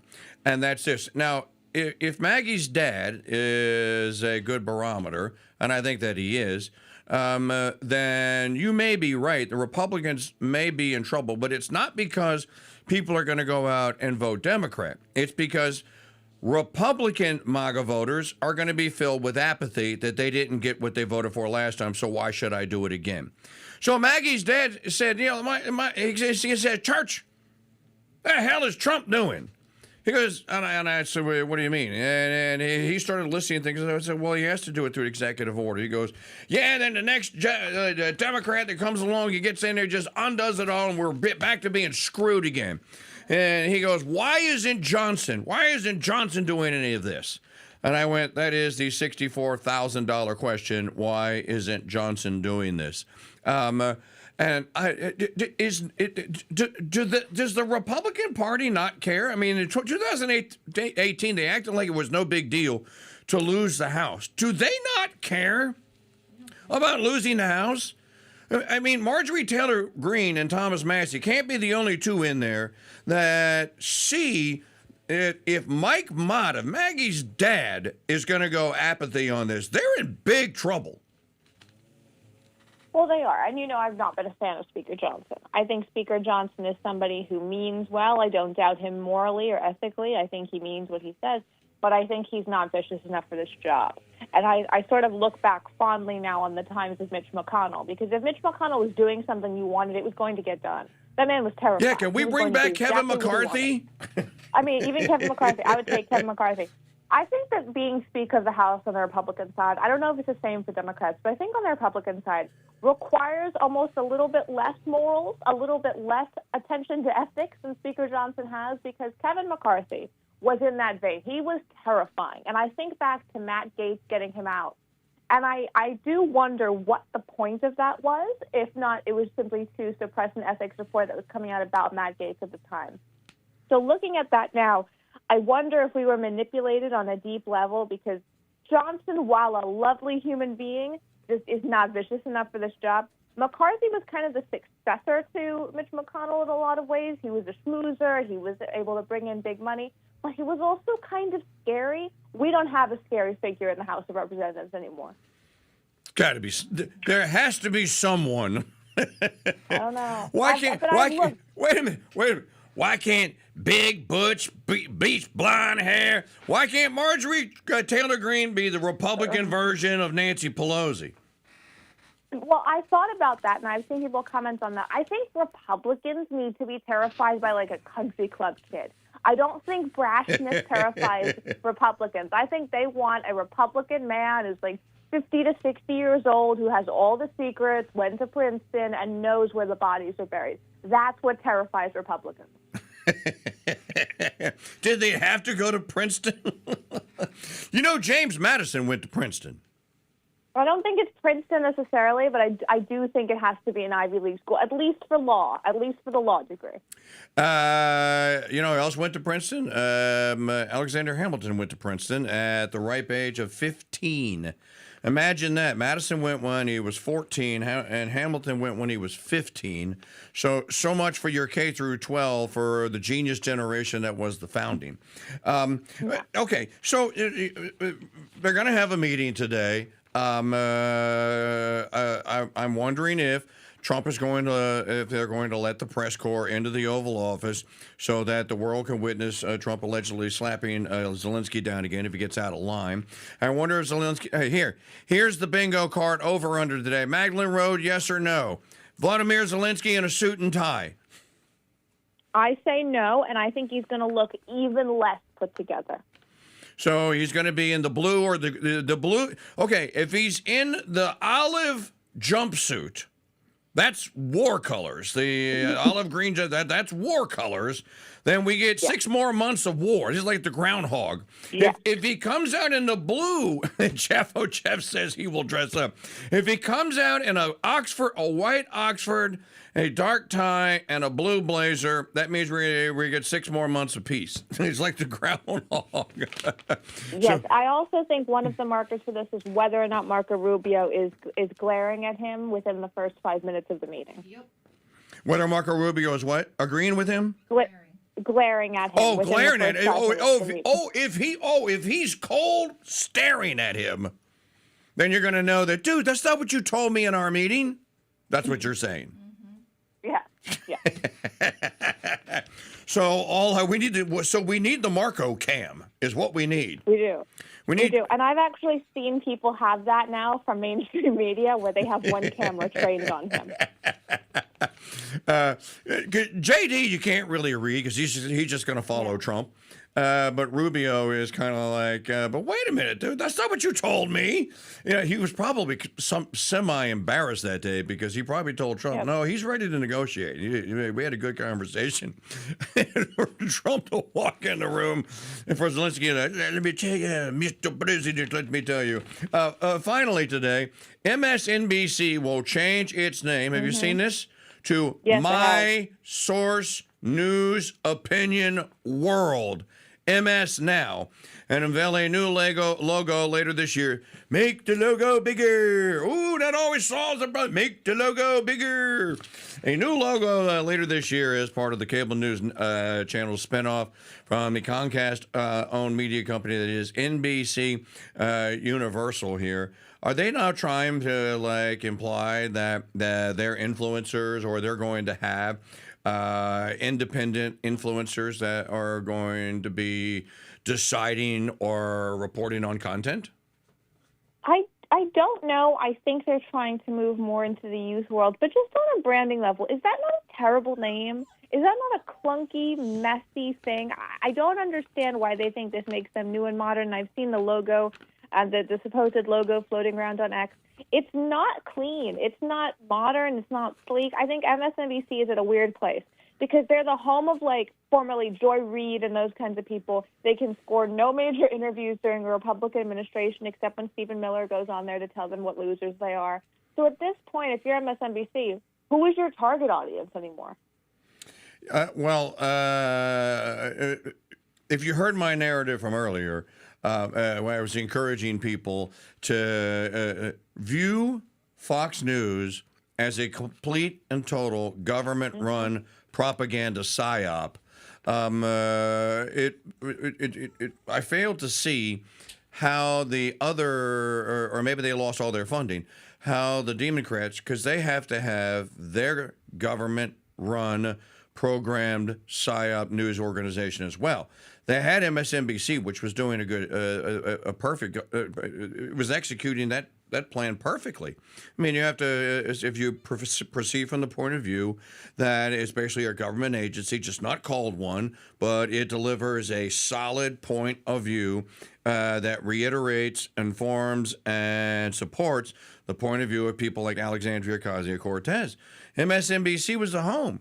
If they're going to try and jettison this, where did the Democrats go back? I don't know that they can go to one of the big three. I don't think the big three are salvageable at this point. No, I mean, I think that CNN really strayed from its original point. I'm a big fan of the CNN documentaries of the decades and all that. They do that really well. They do. I think CNN should try to be more of just a documentary channel, that kind of thing. Those are some of the best documentaries I've ever seen. Even when they do things on royal families or on previous historical events, those kinds of things they do really well. Where CNN falters is day-to-day journalism. If they did a little bit more long-form pieces, there's not a lot of people doing that because the Fox Nation thing has just never taken off. If they focused a little bit on that, they'd have success. Fox News has its niche. I just don't know where MSNBC goes from here. If they're going to give over being the home of super, super liberals, those super, super liberals just start podcasts. They don't need MSNBC. If you're stuck watching Fox News all day long, you'll note that the attempt to bring Kevin Costner and whoever in with their conservative versions of feel-good documentary reality TV shows apparently didn't go over that well, because I don't see any promotion of it at all anymore. It did not, and I was interested in some of those. My mom was interested in some of those. And if you go to really look at them and you go to get a Fox subscription, they always undersell it. They're like, it's $5.99 a month. No, it's not. It's quite expensive. And I think part of the reason Fox Nation has failed is because you can't have political hosts talking about non-political things and say it's new content. It's not new content if Ainsley Earhart is just now talking about horses. That just doesn't make any sense. And I think they've never understood you need new talent for a new network. Well, we will talk more about that. So that remains then that the Crusade channel is still the best deal in all of media at $15 a month. And by the way, we have brought new talent. Mama High Hurdle is a star in her own right. Justin Duran is doing a great job. You know, we have a true crime podcast that, I got stuck. We were traveling yesterday, so I listened to a Ashley Flowers episode of Crime Junkies. Madeline, I don't know, and I didn't know this because I had heard her 2 years ago, and I thought, that's pretty interesting. She's terrible. She is awful. I told Maggie, I'm like, I said, what happened? Did Frank Zappa take over True Crime or Crime Junkies? Because every other word is like, totally, she didn't even call the phone number and stuff, and she didn't even and then oh my God, it's like totally. I'm like, who are these two and what? So is the target demo? I don't even know what the target demo is for a gallery, a Valley Girl today. Do you? I don't, and I will also tell you, they don't hit well on social media. They're not big there. I think part of the problem is people don't want to accept certain stereotypes are over, and there are new ones, and that's sort of what sets alternative media apart, the willingness to understand there are different perspectives, and there's always a change in media. So what are you saying is a stereotype? Before you go, what is the stereotype that they would accept? I think that they look at, for example, viewers or people in true crime, everything has to be really brash. You can't have any real digestion of what's happened. You can't really look at things. There's this critical analysis that media in the early 2000s and even the late 2010s, everything just didn't have, and they want to keep moving forward with that. They don't want hard-hitting journalism. They don't want any of that. And Fox News is a big perpetrator of that. We've talked about the bottle blondes of Fox News and how they perpetrate that. If you keep pushing that, you can't be surprised that young people aren't tuning in. By the way, I should have given the trivia question. Do you know who Frank Zappa was? He a singer? You don't have to be. I think he's a. No, it's okay. I think he's a singer. He was a really brilliant pop, kind of a rock and roll pop artist who one of his songs was called Valley Girl. Maggie, can you find a video for Valley Girl? If I played you the Valley Girl video, you'd go like, "That's Ashley Flowers and that chick from Crime Junkies." You would go, and it was so popular. And his name wasn't Nicolas Cage then. His name was Nick. Coppola. Nick Coppola's big movie break, if you will, was there. It is. You don't have to listen to it. There's no cursing in it. I don't know. It's not the official. Oh, it's not the official version? No. That is Frank Zappa, and that is the cover of, I think that's the cover of Valley Girl. In any event, they made a movie called Valley Girl, and Nick Coppola was the star. Can any of you guys, you want to do some 80s trivia for a moment? And don't look this up, don't Google it. Who was the chick that was in Valley Girl? Magdalene, I'm not asking you because I know you don't know. Okay. Is it okay for airplay, Maggie, or is that not the? No idea. I'm about to find out. Okay, we're about to find out. We'll find out together. All right, here we go.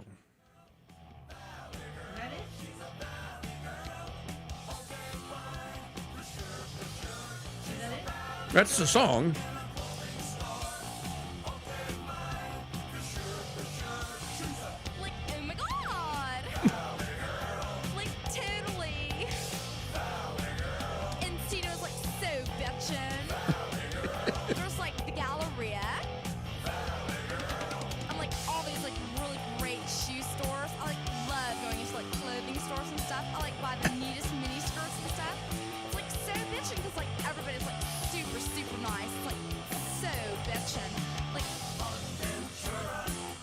Okay, so you are like totally.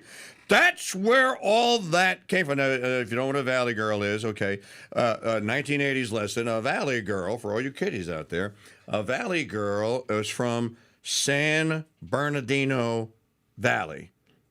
Or is it San Fernando? It's one of the two. And they became popular for this kind of this vernacular that you heard.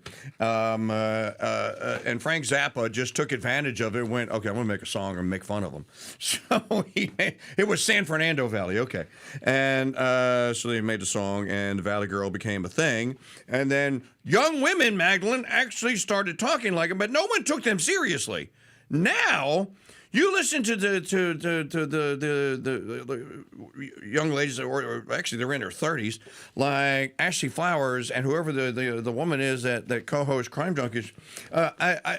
We listened to 10 Minutes yesterday. I'm like, what is this? I said, what happened to the Crime Junkies show? This has been turned into a parody of a true crime show. And I don't understand. That's not something that you just start doing. You just don't start like talking like, oh my God, and like it's like totally so over like the top, like they didn't know. To me, someone at Sirius XM, because that's who's paying them the big bucks now. Someone at Sirius XM, I have a sneaky suspicion that I might know who it is, told them that they needed to young up, that they needed to stop like trying to solve crimes or whatever, and instead become just two airheads that are hanging out, allegedly talking about murders. Well, I wouldn't be surprised, and I will say the number one true crime thing I ever see on Instagram and everything is these two girls who simply sit there and discuss all the shady things and criminal cases the Kennedys were involved in, and they do not sound like that. So that is one of my favorite, aside from the Crusade channels, that is one of my favorite true crime podcasts. Good catch. Very good catch. I like that. I believe that the actress's name from Valley Girl, y'all can correct me if I'm wrong. No, she was in My Chauffeur. Her name was Deborah Foreman. And I don't know what happened to Deborah Foreman. The Valley, I'm trying to remember who the Valley Girl was. In any event, Magdalene, thank you very much. We shall talk to you tomorrow. Thank you. Now, your homework assignment is to look up Frank Zappa. So that's your homework assignment. Elroy says, how can murder become comedy? It's not comedy. Look, I think when you're talking about the crime shows itself, or the actual the conduct of how an investigation was conducted, well, there is some comedy in there, and it shouldn't be comedic because some of it is just so plain, just so darn sloppy. I mean, some of the police work is just like, what? They did what? And I don't know. I'm not a cop, but I do know this, Maggie, and I'm sure this will come up on tomorrow night's episode 3 of Mom's Murders and Mysteries. And I think the guys, I think Justin and Mama Hurl and Maggie have done a great job of going through pretty much the entire nuts and bolts of the Karen Reed case. Like the Canton police using red Solo cups to collect evidence. That's comical in itself, just because they thought there was nothing wrong with that. And then when something happens in the show that might need a little comic relief, and I'll jump in and I'll add that. But we're always very sincere when we talk about the murdered person, about John O'Keefe. We're never disrespectful to John O'Keefe, and to say that, well, we say this every episode. The tragedy of it is we still don't know, and the poor parents of John O'Keefe still don't know what happened to John O'Keefe. And I think if you listen to Mom's Murders and Mysteries, you'll hear that. And they did a really good job of gathering mountains of this like evidence and stuff from different angles and different people that have looked at the Karen Reed case. And again, I say that this is a case of an injustice system that just wanted to be a conviction system. The Boston State Police and that prosecuting attorney's office, they wanted a murder conviction. Many even thought that they needed a murder conviction. Instead, they became laughingstocks and the carriers out of acts of injustice, to the point where none of us would be surprised if the major parties in the Karen Reed case aren't sued for liability. You're talking about suing Karen Reed. You better watch that. You better watch that. And that would include the Canton Police Department and then the district court. Of course, we have a system here in the United States where, this was an official act, so they have immunity. They shouldn't. Then that needs to change. And what I was going to say, Maggie, is, we bag on the cops, and of course, the all blue are heroic, good people come out of the woodwork. Why are you talking about like, dude? I'm sorry. There are police departments that just do crappy work. That's just a fact. And don't tell me that it can't be done, because Joe Kinda solved over 200 murders in a 20-some-odd year career. So he showed up ready for work every day. He showed up, when he was called to a crime scene. They had their evidence kit and everything that they needed to secure a crime scene. You don't hear Joe Kinda and the Colorado Springs Police Department talking about how they didn't collect the proper amount of evidence and they didn't take it seriously, because they did. And the convictions that Joe Kinda got. Joe Kinda said, I follow the evidence. I don't follow hunches, right? He says this, I don't follow hunches. I don't follow my gut. I follow the evidence. Where the evidence takes me, that's who killed the person. And that's what I want to find out. And I think that's there's something that's attractive about it, which is why he was so popular, I think. Because, people took Joe Kinda seriously as, a good cop. All right. Somebody made a donation earlier. Who do I need to thank? I saw it. Let me Duff Ender. Thank you very much for your contribution, for your donate, so that we didn't have goose eggs today. Still plenty of time. Day is young for the rest of you to go to crusadechannel.com/donate. Or if you're listening to a preview of this show, you should subscribe to the Crusade channel. We are America's morning show. There is no live American talk radio, conservative, traditional talk radio left on air anywhere in the United States outside of the Mike Church Show, America's morning show on the Crusade channel. You should, and we hope that you are committed that, you know what, dude, if you really get down to it, I'm going to make sure that it stays that way. And maybe tell a friend or family member, you want to start listening to the KingDude. You're listening to that crap on your way to work, and or listen to podcasts every day. Well, maybe you should listen to some live radio. You might actually hear some things that may make you think about some of the things you heard on podcasts. Crusadechannel.com/donate. Yes, we will broadcast whatever comes out of the Oval Office. We will go live. I'm going to make the thumbnail for it right now. And when they go live in the Oval Office, you just tune in here to the Crusade Channel all day long. You will hear it live here on crusadechannel.com. So that is going to wrap it up for us here today. And you can also go to the Founders Trading Post at shop.mikechurch.com and shop in the store. Today's coffee was Roma from the Abbey Roast Brothers. Thanks for listening. Thanks for watching. Podcast posted shortly here. God bless you and Mary keep you on the feast of St. Helen today. St. Helena. St. Helena, pray for us. God bless you. Mary keep you. And it won't be long. I'm